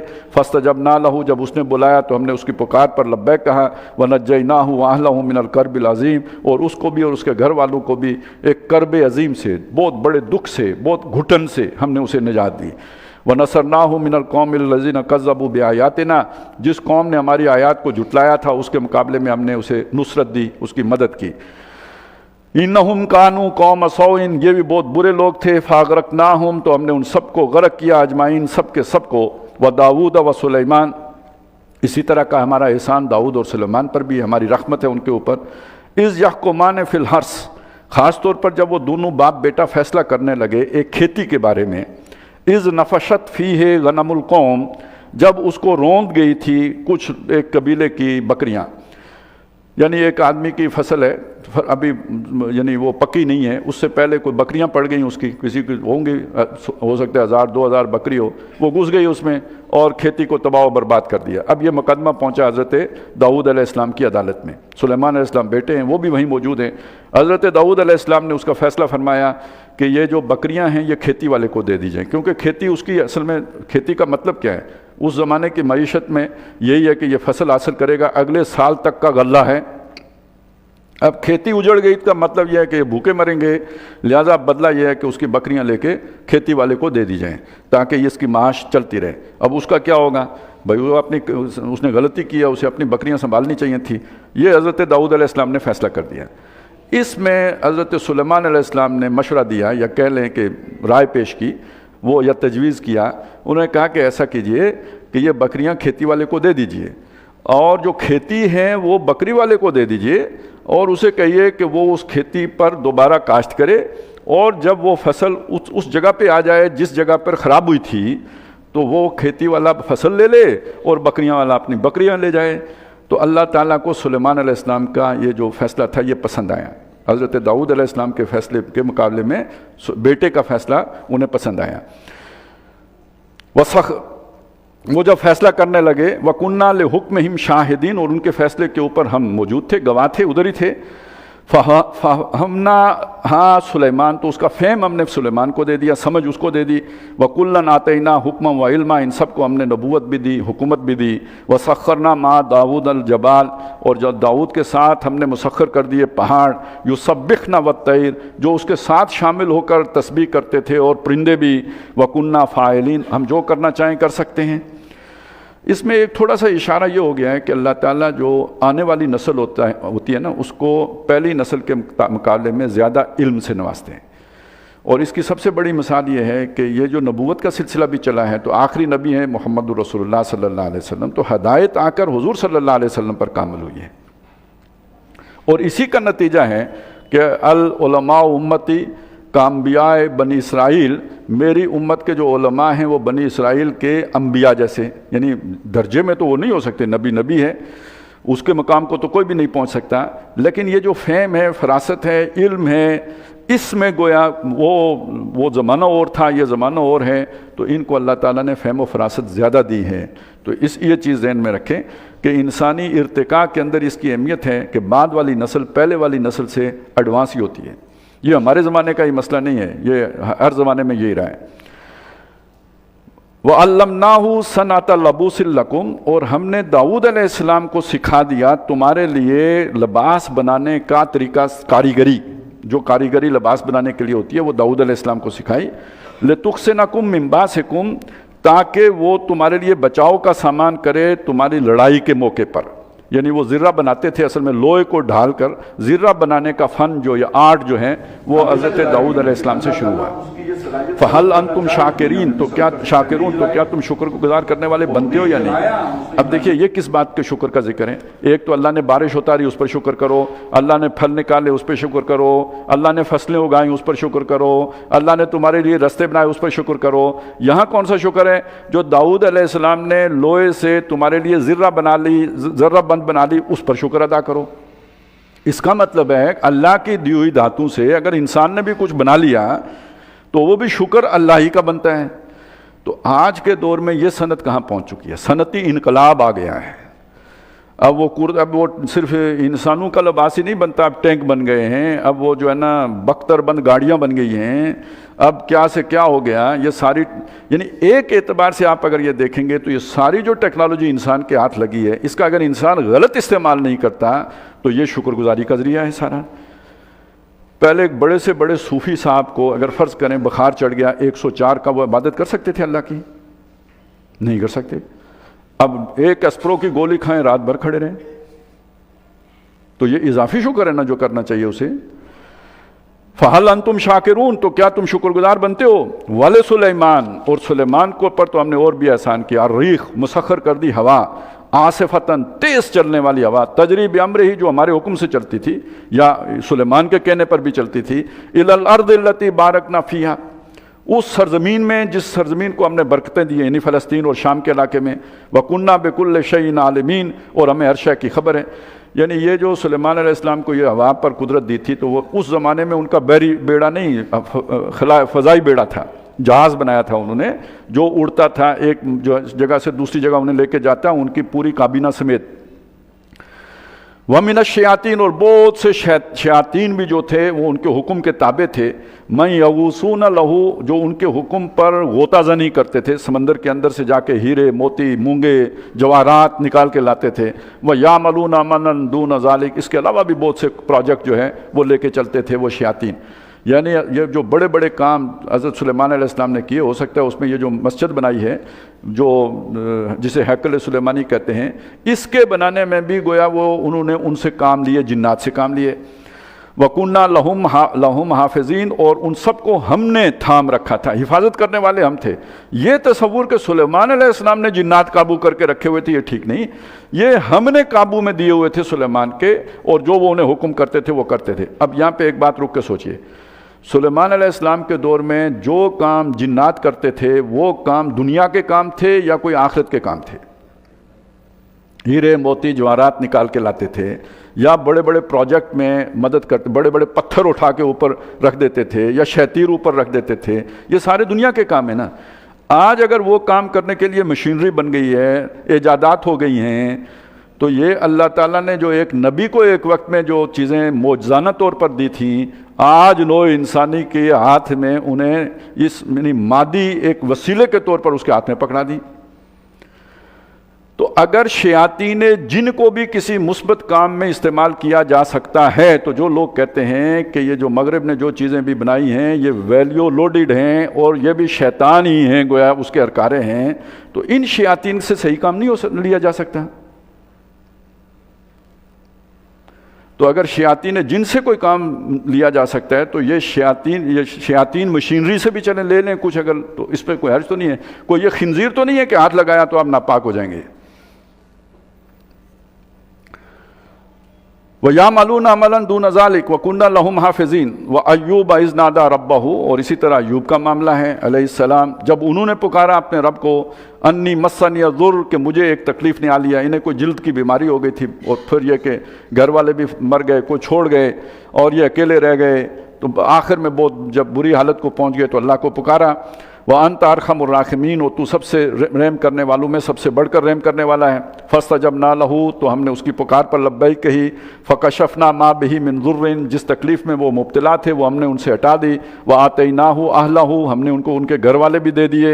وَمِثْلَهُمْ مَعَهُمْ، اور ان جتنے اور بھی دے دیے۔ رَحْمَةً مِّنْ عِنْدِنَا، یہ ہماری طرف سے رحمت تھی۔ وَذِكْرَىٰ لِلْعَابِدِينَ، اور جو ہماری عبادت کرنے والے نیکوکار لوگ ہیں اس میں ان کے لیے یاد دہانی ہے۔ اگر آپ اللہ کے وفادار رہو گے، اللہ تعالیٰ آپ کی محنت کو ضائع نہیں کرے گا، عطا کرے گا، لیکن صبر کرو گے تو عطا کرے گا۔ وَإِسْمَاعِيلَ وَإِدْرِيسَ وَذَوالْكِفْلِ، اسی طرح اسماعیل اور ادریس علیہم السلام اور ذوالکفل، یہ ذوالکفل جو ہیں ان کے بارے میں کوئی پتہ نہیں ہے کہ کس علاقے میں ان کی جو ہے نا وہ یہ آئے ہیں اور کون سے نبی تھے یہ۔ کل من الصابرین، یہ سب کے سب صبر کرنے والے تھے۔ اس کا مطلب ہے جو بھی مومن ہے اسے اس پر یہ مرحلہ لازمی آئے گا کہ اسے اس پر آزمایا جائے، اسے کسی تکلیف کے ذریعے سے دیکھا جائے کہ صبر کرتا ہے یا نہیں کرتا۔ ان سب نے صبر کیا۔ وَأَدْخَلْنَاهُمْ فِي رَحْمَتِنَا، اس کے طفیل ہم نے انہیں اپنی رحمت میں داخل کیا۔ إِنَّهُمْ مِنَ الصَّالِحِينَ، یہ نیکوکار لوگ تھے۔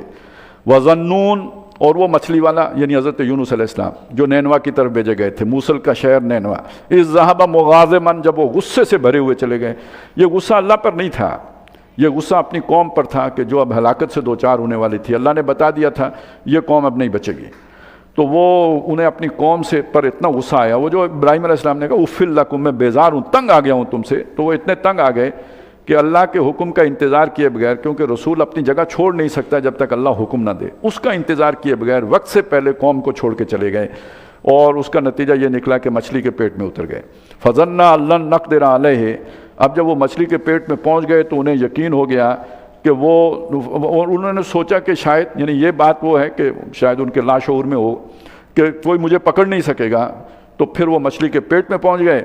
فَنَادَا، تو وہاں اس نے پکارا، فِي الظُّلُمَاتِ، اس مچھلی کے پیٹ کے اندھیاروں میں، اللہ الہ الا انت، کہ کوئی الہ نہیں ہے۔ اب یہاں الہ کس معنی میں آئے گا؟ بچانے والا نا، کام آنے والا، اس غم سے نکالنے والا، یہ تکلیف دور کرنے والا، تو کوئی حاجت روا، کوئی مشکل کشا، کوئی کام آنے والا، کوئی کسی کا حکم چلنے والا نہیں ہے الا انتا، سوائے تیرے، سبحانکا، تو پاک ہے، انی کنت من الظالمین، بے شک میں ہی ظالموں میں سے تھا، مجھ سے ہی غلطی ہوئی ہے۔ فاستجبنا لہو، تو اس کی پکار پر بھی ہم نے لبیک کہی، ونجیناہ من الغم، اور جس تکلیف میں وہ مبتلا تھے، غم سے دو چار تھے، اس سے ہم نے انہیں نجات دی، وکذالک ننجی المؤمنین، اس طرح ہم ایمان والوں کو نجات دیتے ہیں، یعنی ان کی مدد کرتے ہیں۔ اگلی صورت ہے سورہ حج، اس میں ایک مضمون آیا ہے، ایک مثال ہے اصل میں، وہ یہ ہے کہ جو کوئی یہ سمجھتا ہو کہ اسے اللہ تعالیٰ مدد نہیں دے گا، تو اسے چاہیے کہ آسمان پر چڑھنے کے لیے ایک رسی لگا لے، پھر اس رسی کو درمیان سے کاٹ دے، اور پھر دیکھے کہ اس کی جو بھی تدبیر تھی اس نے اسے کیا فائدہ پہنچایا۔ مطلب کیا ہے؟ اگر تم نے عبادت کے رستے پہ چلنا ہے، اللہ کا بن کے رہنا ہے، تو اللہ کی مدد کے علاوہ تو تمہیں کہیں سے مدد نہیں ملے گی۔ لوط علیہ السلام کو کہاں سے مدد مل سکتی تھی؟ ابراہیم علیہ السلام کو کہاں سے مدد مل سکتی تھی؟ کوئی اور مدد کا ذریعہ ہو سکتا تھا سوائے اللہ کے؟ تو اللہ کے رستے پر چلنے کے لیے اللہ کے سوا کہیں سے مدد نہیں ملتی۔ تو اگر کسی کی یہ امید ہی ختم ہو جائے کہ اللہ مدد کرے گا، نہیں کرے گا، گویا وہ اس پر یقین ہو جائے، اب وہ عبادت کیسے کرے گا؟ تو سورہ فاتحہ میں یہ جو دونوں الفاظ آئے نا، ایاک نعبد و ایاک نستعین، یہ لازم و ملزوم ہے۔ اللہ کے رستے پر اللہ کی مدد کے بغیر چلا ہی نہیں جا سکتا۔ تو تمام ایمان والوں کی ہم اسی طرح مدد کرتے ہیں، انہیں نجات دلاتے ہیں، بچاتے ہیں۔ وزکریا اذ نادى ربہ، اور ان کے رستے کی رکاوٹیں دور کرتے ہیں۔ اور یاد کرو زکریا جب اس نے پکارا اپنے رب کو، رب لا تذرنی فردا، اے میرے رب مجھے تنہا نہ چھوڑ، یعنی میں مرنے لگا ہوں، اولاد نہیں ہے۔ وانت خیر الوارثین، اور سب وارثوں میں سب سے بہترین تو ہے۔ فاستجبنا لہو، ہم نے اس کی دعا بھی قبول کی۔ ووہبنا لہو یحییٰ، یحییٰ بیٹا عطا کیا۔ واصلحنا لہو زوجا، بیوی جو جوانی کے دنوں میں بھی جو ہے وہ بانجھ تھی، اس کو بڑھاپے میں ہم نے اس کی اصلاح کر دی، اس کو زرخیزی عطا کر دی۔ انہم کانوا یسارعون فی الخیرات، یہ سب وہ لوگ ہیں جو نیکیوں میں، بھلائیوں میں، اچھائیوں میں، خوبیوں میں ایک دوسرے سے آگے بڑھ بڑھ کر دوڑتے تھے۔ وَيَدْعُونَنَا رَغَبًا، اور ہمیں یہ پکارتے تھے توقع سے، امید سے، آس سے، وَرَهْبًا، اور ڈر سے اور خوف سے۔ دونوں باتیں ساتھ ساتھ ہوتی تھیں، ڈر اور اندیشہ بھی ہوتا تھا، اور امید اور توقع بھی ہوتی تھی۔ وَكَانُوا لَنَا خَاشِعِينَ، اور یہ ہمارے ہی آگے عاجزی کرنے والے تھے۔ وَالَّتِي أَحْصَنَتْ فَرْجَهَا، اسی طرح وہ خاتون جس نے اپنی شرمگاہ کی حفاظت کی، یعنی حضرت مریم علیہ السلام۔ فَنَفَخْنَا فِيهَا مِن رُوحِنَا، تو ہم نے اس میں اپنی روح میں سے پھونکا۔ وَجَعَلْنَاهَا وَابْنَهَا آیَةً لِلْعَالَمِينَ، اور اس کو اور اس کے بیٹے کو سارے جہان والوں کے لیے ایک نشانی بنا دیا کہ بغیر باپ کے بھی ہم جو ہے اولاد دے سکتے ہیں۔ إِنَّ هَٰذِهِ أُمَّتُكُمْ أُمَّةً وَاحِدَةً، اے مسلمانوں یہ ہے تمہاری واحد امت، چلی آ رہی امت، آدم علیہ السلام سے لے کر آج تک، یعنی ایک ہی طریقے پر چلنے والے لوگ، یہ صراط الذین انعمت علیہم، جن پر ہم نے انعام کیا ہے۔ وَأَنَا رَبُّكُمْ، اور میں تمہارا رب ہوں، اور وہ رستہ کیا ہے؟ فَاعْبُدُونِ، میری ہی عبادت کرو، میرے ساتھ کسی کو شریک نہ ٹھہراؤ، میرا ہی حکم مانو، مجھے ہی حاکم تسلیم کرو، میری اطاعت کے اندر کسی اور کی اطاعت کی ملاوٹ نہ کرو۔ الا للہ الدین الخالص، سن رکھو کہ اللہ کے لیے خالص دین ہے، خالص بندگی میری کرو۔ وَتَقَطَّعُوا أَمْرَهُمْ بَيْنَهُمْ، انہوں نے اپنے امر کو آپس میں تقسیم کر لیا، یعنی دین کو۔ دین یہ ہے، اصول یہ طے ہو کہ اللہ کے سوا کسی کی بندگی نہیں ہوگی، یہ دین ہے۔ اس کو تقسیم کرنے کا مطلب ہے زندگی کے کچھ گوشوں میں تو اللہ کی مانی جائے، اور کچھ گوشے کسی اور کے لیے طے کر لی جائے، ملاوٹ کر لی جائے کسی اور کی۔ انہوں نے یہ تقسیم کی، لیکن جنہوں نے کی کُلٌّ إِلَيْنَا رَاجِعُونَ، سب ہمارے ہی پاس آئیں گے، حساب ہم لیں گے۔ زندگی کے جس کھانے میں کسی اور کو الہ مانا تھا وہ تو آئے گا ہی نہیں، کسی اور کا اختیار ہی نہیں، تو کوئی اور محاسب تو وہاں کوئی اور جج تو بیٹھا نہیں ہوگا، وہ تو ہم ہی ہوں گے۔ وہاں پہلی بات ہی یہ ہوگی لمن الملک اليوم، آج بادشاہی کس کی ہے؟ فَمَنْ يَعْمَلْ مِنَ الصَّالِحَاتِ، اور جس نے نیکیوں میں سے کوئی کام کیا ہوگا، وَهُوَ مُؤْمِنٌ، اور وہ ایمان والا ہوا ہوگا، فَلَا كُفْرَانَ لِسَعْيِهِ، اس کی محنت کی ناقدری نہیں کی جائے گی۔ اب صالحات کے ساتھ صحیح کا لفظ آیا، جد و جہد، یعنی جس نے پوری زندگی ہماری جد و جہد میں گزاری ہوگی، یہ عمل صالح ہے۔ وَإِنَّا لَهُ كَاتِبُونَ، اور ہم لکھنے والے ہیں جو بھی عمل ہے، ظاہر فرشتے بھی ہم نے بٹھائے ہوئے ہیں اور ہم ذاتی طور پر بھی جانتے ہیں۔ وَحَرَامٌ عَلَىٰ قَرْيَةٍ أَهْلَكْنَاهَا أَنَّهُمْ لَا يَرْجِعُونَ، اور حرام ہے بستی پر، کسی بھی بستی پر جس کو ہم نے ہلاک کر دیا وہ واپس نہیں آ سکتے۔ ظاہر ہے قوم نوح کی بستی کا ذکر نہیں ہے، وہ تو سب کو پتہ ہے، نہیں وہ تو ختم ہی ہو گئی۔ وہ بستیاں جو بالکل اکھاڑ کے پٹخ دی، ان کی بات ہی نہیں ہے، یہ ان بستیوں کی بات ہے جن کو انسانوں نے برباد کیا ہے، اور خاص طور پر نمایاں ترین بستی ہے یروشلم کی بستی۔ اور وہ بستی اللہ نے الاٹ کس کو کی تھی؟ ازروع قرآن یہودیوں کو الاٹ کی تھی، لیکن جب قرآن نازل ہو رہا ہے تو وہ بستی یہودیوں کے پاس نہیں ہے، گویا اب ان کے ہاتھ سے نکل گئی ہے، یہ اپنی بستی میں واپس نہیں آ سکتے۔ لا یرجعون، اس بستی میں واپس نہیں آ سکتے، اس بستی والوں کے اوپر حرام ہے، یہ واپس اس بستی میں لوٹ کے نہیں آ سکتے۔ حتیٰ اذا فتحت یاجوج و ماجوج، یہاں تک کہ جب کہ یاجوج و ماجوج کھول نہیں دیے جاتے۔ اور آج اگر انہیں آئے ہوئے 100 سال سے اوپر ہو گیا، 1917 میں آنا شروع ہوئے ہیں، اب ہم 2025 میں بیٹھے ہوئے ہیں، تو اس کا مطلب ہے یاجوج و ماجوج کھلے تو وہ واپس لوٹ کے آئے نا، اس کے بغیر تو نہیں آ سکتے تھے۔ یہ ہے وہ بات جسے ہم صرف نظر کر جاتے ہیں۔ یقیناً وہ یاجوج ماجوج بھی ہیں جو حضرت عیسیٰ علیہ السلام کے دور میں آئیں گے، وہ علیحدہ جتھا ہے، وہ ایک علیحدہ اس کی جو ہے نا ویو ہے جو آئے گی۔ ایک ویو اس سے پہلے آ چکی ہے، جس کے نتیجے میں وہ بستی جس میں آ کے دوبارہ یہودیوں کا آباد ہونا حرام تھا، وہ اب یہ حرام تکوینی طور پہ حرام ہے، شرعی طور پہ حرام کی باتیں وہ تو آج بھی حرام ہے، وہ نہیں وہاں پہ آباد ہو سکتے، لیکن اب آباد ہو رہے ہیں، یعنی تکوینی طور پہ آباد ہو رہے ہیں اور ہو چکے ہیں، ریاست بنا چکے ہیں۔ اب اتنے پاورفل ہیں کہ پورے عرب پیننسولا میں ان کے مقابلے میں کوئی طاقت ہی نہیں ہے، کون مقابلہ کرے گا ان کا؟ وہ جدھر چاہیں انہیں بالکل واک اوور ملتا ہے، لبنان میں چاہیں، شام میں چاہیں، جدھر جائیں کوئی رکاوٹ ہی نہیں ہے۔ تو وَحَرَامٌ عَلَىٰ قَرْيَةٍ أَهْلَكْنَاهَا أَنَّهُمْ لَا يَرْجِعُونَ حَتَّىٰ إِذَا فُتِحَتْ يَأْجُوجُ وَمَأْجُوجُ وَهُم مِّن كُلِّ حَدَبٍ يَنْسِلُونَ۔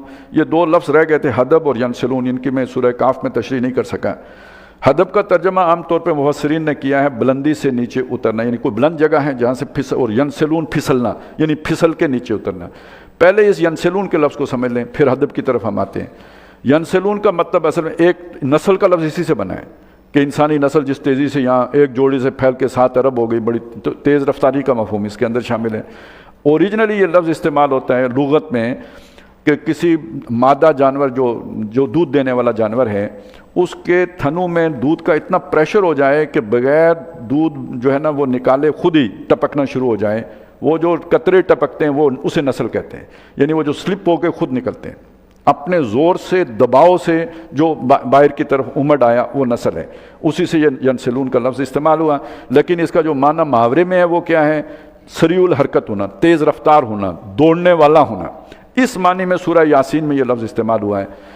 اور جب وہ وَإِذَا نُفِخَ فِي الصُّورِ، تو وہ جب سور میں پھونک ماری جائے گی، فَإِذَا هُم مِّن رَبِّهِمْ مِنَ الْأَجْدَاثِ إِلَىٰ رَبِّهِمْ يَنْسِلُونَ، وہ اپنی قبروں سے نکل کر اپنے رب کی طرف دوڑتے چلے جائیں گے۔ اب یہ دوڑنا زمین پر ہوگا یا پہاڑ سے نیچے اترنا ہوگا؟ قبر سے نکل کے دوڑنا ہے، پہاڑ تو اس وقت ہوں گے ہی نہیں، یعنی حشر کے میدان کا نقشہ کھینچا گیا ہے، نہ کوئی ٹیلا ہوگا نہ کوئی پہاڑ ہوں گے، تو یہ زمین کے اوپر دوڑنے کے لیے استعمال ہوا۔ تو پہلا یہ پھسلنے کا معنی آیا کہاں سے؟ وہ میں نے آپ کو بتایا، وہ جو دودھ نکلتا ہے گویا وہ پھسل کے پریشر سے خود نکل جاتے ہیں، ٹھیک۔ لیکن یہ کہ یہ معنی یہ لفظ مستعمل کن معنوں میں؟ پھسلنے کے معنوں میں نہیں ہے، تیز رفتاری کے معنوں میں، دوڑ کے کسی چیز کی طرف جانا۔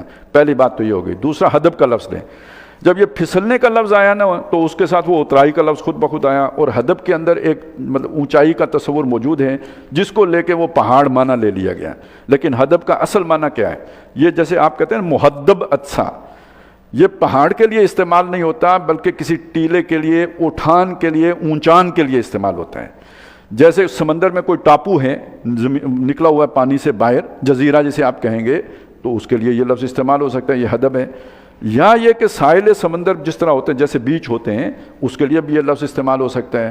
تو گویا بہت لطیف اشارے میں اس طرف اشارہ کیا گیا، وہ تیز رفتار سریع الحرکت افواج جو سمندری رستے سے حملہ آور ہوں گی، جو ساحلوں سے آ کر جو ہے وہ پھسلتی ہوئی، دوڑتی ہوئی، تیزی کے ساتھ علاقوں پہ علاقے فتح کرتی چلی جائیں گی۔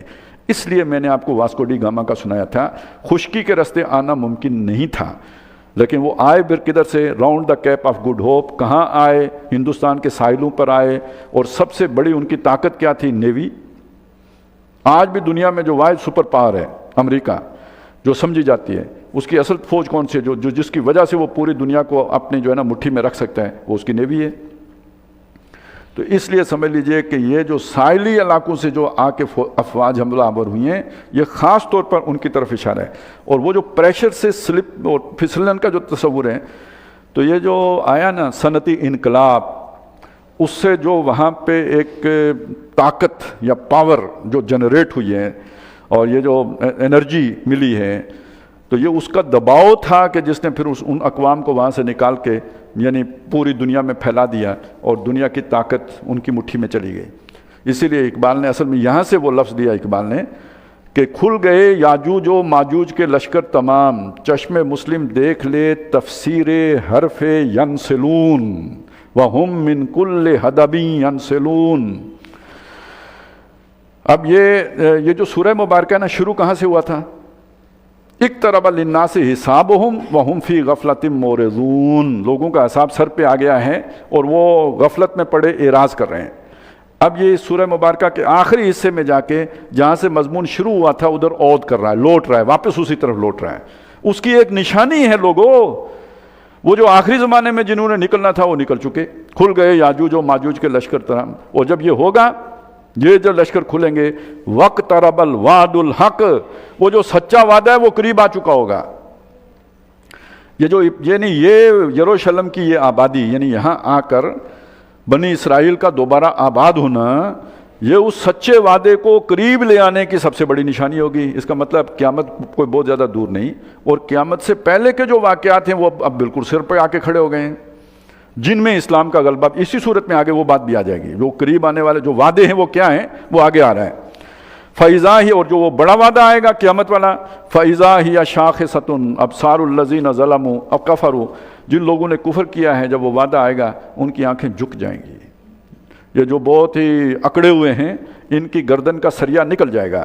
یا ویلنا، اب وہ کہیں گے ہائے ہماری شامت، قد کننا فی غفلۃ من ھذا، اس سے تو ہم غافل ہی تھے. وہم فی غفلتہم معرضون، اب وہ کہیں گے، اعتراف کریں گے، اس پر تو ہم نے سوچا ہی نہیں. جو تھوڑا بہت ہمیں ٹائم ملتا تھا وہ ہم کو ڈرامہ دیکھ لیتے، وہ بھی کھیل ہی ہوتا ہے نا، ڈرامہ بھی کھیل ہے. یا یہ کہ ہم شاید افریقی کی پاورفل ہٹنگ دیکھ لیا کرتے تھے. جب ٹیسٹ میچوں سے ہم بور ہونے لگے تو ون ڈے شروع ہو گئے، جب ون ڈے سے بھی بور ہو گئے تو پھر T20 شروع ہو گیا. تو ہم اسی چکروں میں پڑے رہے، ادھر مڑ کے تو ہم نے سوچا ہی نہیں. فی غفلۃ من ھذا بل کنا ظالمین، ہم نا انصاف تھے، ظالم تھے، ہم گناہگار تھے. انکم وما تعبدون من دون اللہ، اللہ فرمائے گا تم بھی اور جن کو تم مانتے تھے اللہ کے سوا کہ ان کا بھی کوئی حصہ ہے اللہ کی اختیار میں، حسب و جہنم، سب دوزخ کا ایندھن ہو. انتم لہا واردون، تم نے وہاں وارد ہونا ہے، وہاں پہنچنا ہے. لو کان ہؤلاء آلہۃ، اگر یہ معبود ہوتے، ما وردوہا، تو دوزخ میں نہ گرتے. وکل فیہا خالدون، اور وہ سب کے سب اسی میں رہیں گے ہمیشہ.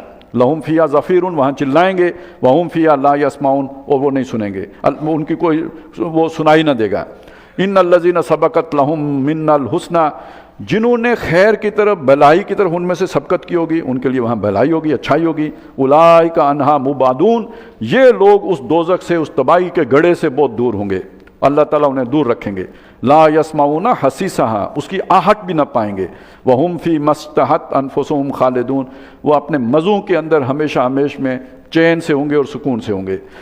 لا یحزنہم الفزع الاکبر، وہ جو بڑا ہنگامہ ہوگا، حشر کا ہنگامہ، وہ انہیں غمگین نہ کرے گا. وتتلقاہم الملائکہ، اور فرشتے ان کو لینے کے لیے آئیں گے، ان کو جو ہے ویلکم کرنے کے لیے آئیں گے.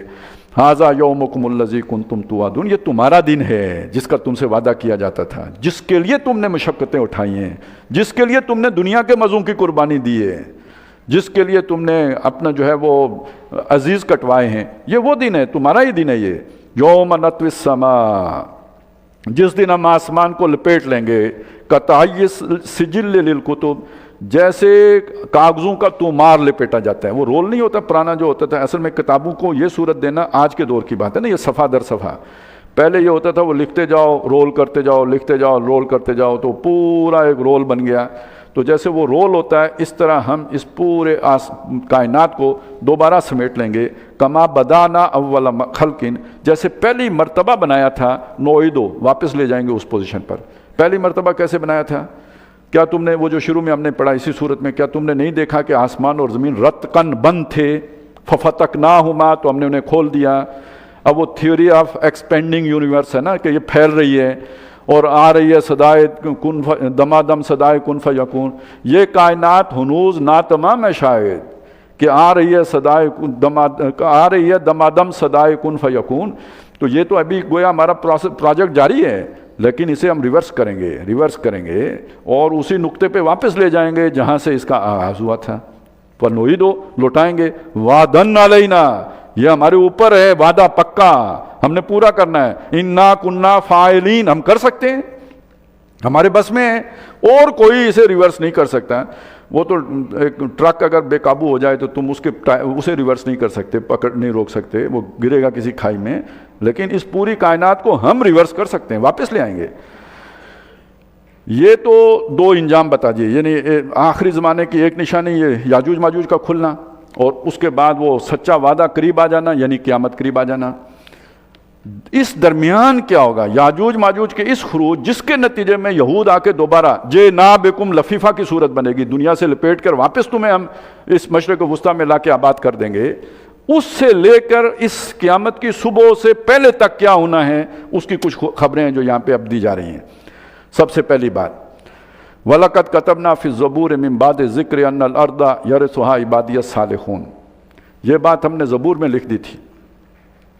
اب اس کو جوڑ کے پڑھیں گے نا سورہ بنی اسرائیل کے پہلے رکوع کی اس آیت کے ساتھ، وَقَضَيْنَا إِلَىٰ بَنِي إِسْرَائِيلَ فِي الْكِتَابِ لَتُفْسِدُنَّ فِي الْأَرْضِ مَرَّتَيْنِ وَلَتَعْلُنَّ عُلُوًّا كَبِيرًا، تب اس کی سمجھ آئے گی۔ ہماری ایک تکوین ہے، ہمارے کچھ فیصلے ہیں جو رد نہیں ہوتے، ان میں سے ایک ہم نے کتاب میں یہ طے کر دیا تھا، یہ بنی اسرائیل 2 دفعہ فساد مچائیں گے، 2 دفعہ ان کو سزا ملے گی، ایک دفعہ بخت نصر کے ہاتھوں، ایک دفعہ ٹائٹس رومی کے ہاتھوں۔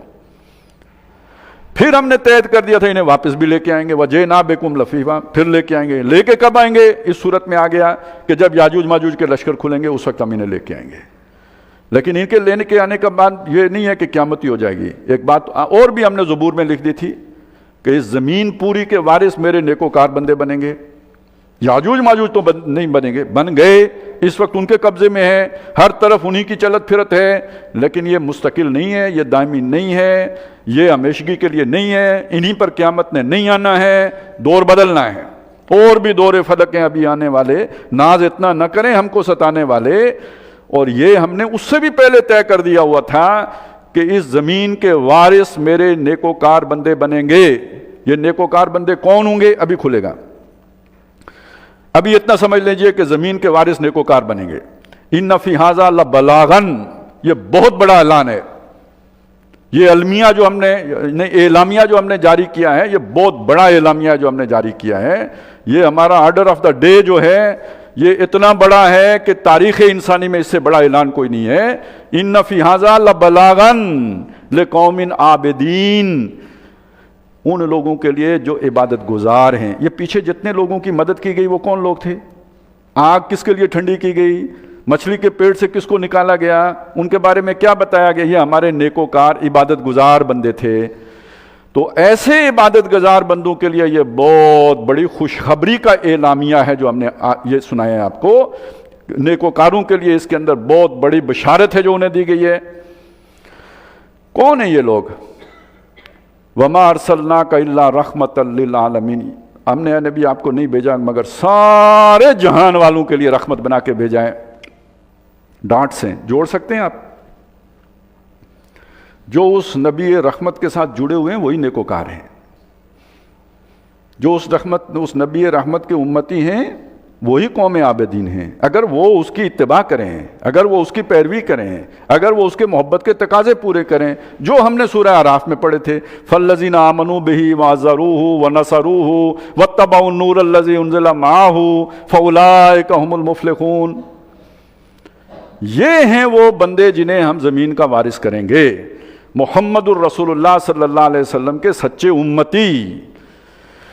اور کیوں؟ ہم نے آپ کو صرف عربیوں کے لیے تو نہیں بھیجا، ہم نے آپ کو سارے جہان کے لیے بھیجا تھا، تو یہ جہان ہم نے یاجوجوں ماجوجوں کے لیے تو نہیں بنایا۔ اب دیکھیں سورہ بنی اسرائیل کے آخر پہ میں نے آپ کے سامنے رکھا تھا دنیا ختم ہو جائے اور یہ جو قرآن ہم نے حق بنا کے نازل کیا ہے یہ عملی صورت میں ظاہر نہ ہو تو مقصد تو دنیا بنانے کا پورا نہیں ہوا۔ یہ قرآن کس کا ہے؟ اس کا ہے جس نے دنیا بنائی ہے۔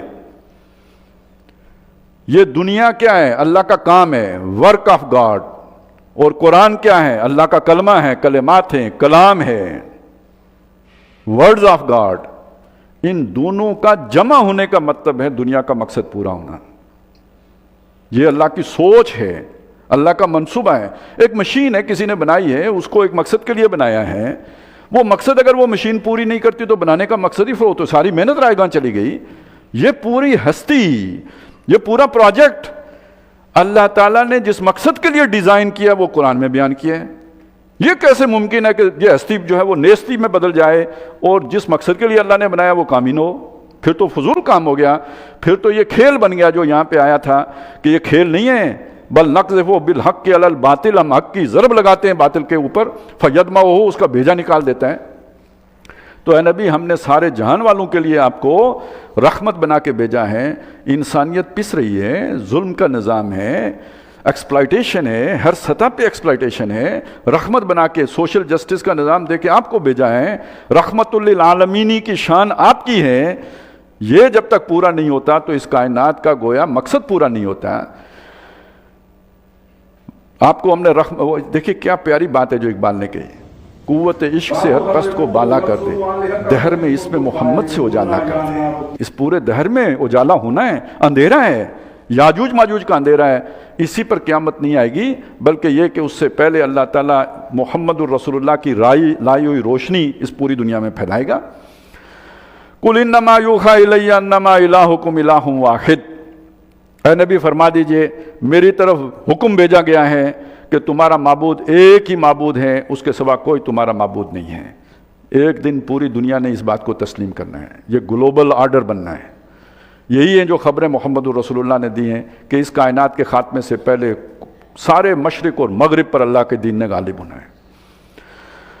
اسی کی ترجمانی ہے جو اقبال نے کی ہے، یہ چمن معمور ہوگا نغمہ توحید سے، فہل انتم مسلمون، تو اب بھی تم مسلمان بنتے ہو یا نہیں؟ اب بھی اپنے اندر کوئی ہمت پاتے ہو یا نہیں؟ اب بھی اس مشن کے لیے اپنا تن من دن لگاتے ہو یا نہیں؟ کچھ تمہارے اندر اس کے لیے ارادہ، اس اللہ کے دین کی کوئی خدمت کرنے کا جذبہ تمہارے اندر پیدا ہوتا ہے یا نہیں؟ فَإِن تَوَلَّوْا، اتنی خوشخبری سننے کے بعد بھی اگر تم روگردانی کرو، پرواہ نہ کرو، اپنے انہی دھندوں میں لگے رہو جن میں باقی لگے ہوئے ہیں، فَقُلْ آذَنْتُكُمْ عَلَىٰ سَوَاءٍ، تو اے نبی فرما دیجئے میں نے تمہارے کان کر دیے ہیں سب کے برابر برابر، کسر نہیں چھوڑی، سب کو سمجھا دیا ہے، فرق کوئی نہیں چھوڑا ہے۔ وہی ندری یا قریب، اور مجھے نہیں پتا وہ جس کا وعدہ ہے وہ قریب آ گیا ہے، ام بعید ما توعدون، یا جو تم وعدہ کیے جا رہے ہو وہ ابھی دور ہے۔ حالات تو بتا رہے ہیں کہ سر پہ آیا کھڑا ہے، اقترب للناس حسابہم وہم فی غفلۃ معرضون، لیکن ہو سکتا ہے اللہ نے ابھی کوئی تمہارے لیے مہلت رکھی ہو۔ اور جس ملک میں ہم رہتے ہیں اب ذرا سوچیں نا حالات کیا بن گئے، ابھی ڈیفالٹ ہوتے ہوتے بچے، اور دم لیا نہ تھا قیامت نے ہنوز کہ پھر تیرا وقت سفر یاد آیا، دہشت گردی شروع ہو گئی۔ اب اس کا کیا انجام ہوگا کوئی پتہ نہیں۔ دعوے تو ہم خیر کرتے رہتے ہیں، آپ پتہ نہیں آپ میں سے کتنے لوگوں نے خبریں وہ والی سنی ہیں جو 71 میں آتی تھیں، تو اس وقت بھی ہم جیت ہی رہے تھے، بس اچانک کہیں چلتے چلتے ہار گئے تھے۔ تو اگر یہ جو منصوبہ ہے خدا کا اس کے اندر اپنے آپ کو ایڈجسٹ کر لیتے ہیں تو سروائیول اس کے ساتھ ہے۔ آپ خود کہتے ہیں سروائیول آف دا فٹسٹ، تو آنے والا دور اگر یہ دور ہے تو سروائیو کون کرے گا؟ جو اپنے آپ کو اس دور کے مطابق آج ایڈجسٹ کرے گا وہ سروائیو کرے گا، اور جو نہیں کرے گا تو وہ مٹ جائے گا۔ اس دور میں سب مٹ جائیں گے، ہاں باقی وہ رہ جائے گا جو قائم اپنی راہ پہ ہے اور پکا اپنی ہٹ کا ہے۔ یہ بھی اقبال کہہ گیا ہے۔ اور کہاں کہا؟ جہاں پہلی بات یہ کہ ہم مشرق کے مسکینوں کا دل مغرب میں جا اٹکا ہے، تو ادھر سے ذرا اٹکے ہوئے دل کو نکال کے لائیں ادھر۔ اِنَّهُ يَعْلَمُ الْجَهْرَ مِنَ الْقَوْلِ وَيَعْلَمُ مَا تَكْتُمُونَ، وہ جانتا ہے بات جو تم پکار کر کرو، اور جو پکار کر کہی گئی ہو، اور وہ یعلم ما تکتمون، اور جو تم چھپاتے ہو اس کو بھی جانتا ہے۔ وَإِنْ أَدْرِي لَعَلَّهُ فِتْنَةٌ لَكُمْ، اور مجھے نہیں پتا، ہو سکتا ہے ابھی تمہیں کوئی اور مہلت مل جائے، تھوڑی بہت مل جائے، تم آزمائش ہو، یہ تاخیر ہو اس میں، وَمَتَاعٌ إِلَىٰ حِينٍ، اور ایک وقت تک اور عیاشی کرنے کا سامان مل جائے۔ قَالَ رَبِّ احْكُم بِالْحَقِّ، رسول نے فرمایا اے میرے رب اب حق کے ساتھ، انصاف کے ساتھ فیصلہ فرما دے۔ وَرَبُّنَا الرَّحْمَٰنُ الْمُسْتَعَانُ عَلَىٰ مَا تَصِفُونَ، اور جو لوگ تم جو باتیں بنا رہے ہو، جو نئے نئے بیانیے اٹھا رہے ہو، جو نئی نئی باتیں جو ہے وہ دین میں نکال رہے ہو، اس پر اللہ ہی سے مدد مانگی جا سکتی ہے، تمہارے اس کہے کے اوپر، جو رحمان ہمارا رب ہے اسی سے مدد مانگی جا سکتی ہے۔ بارک اللہ لی ولکم فی القرآن العظیم ونفعنی وإیاکم بالآیات والذکر الحکیم۔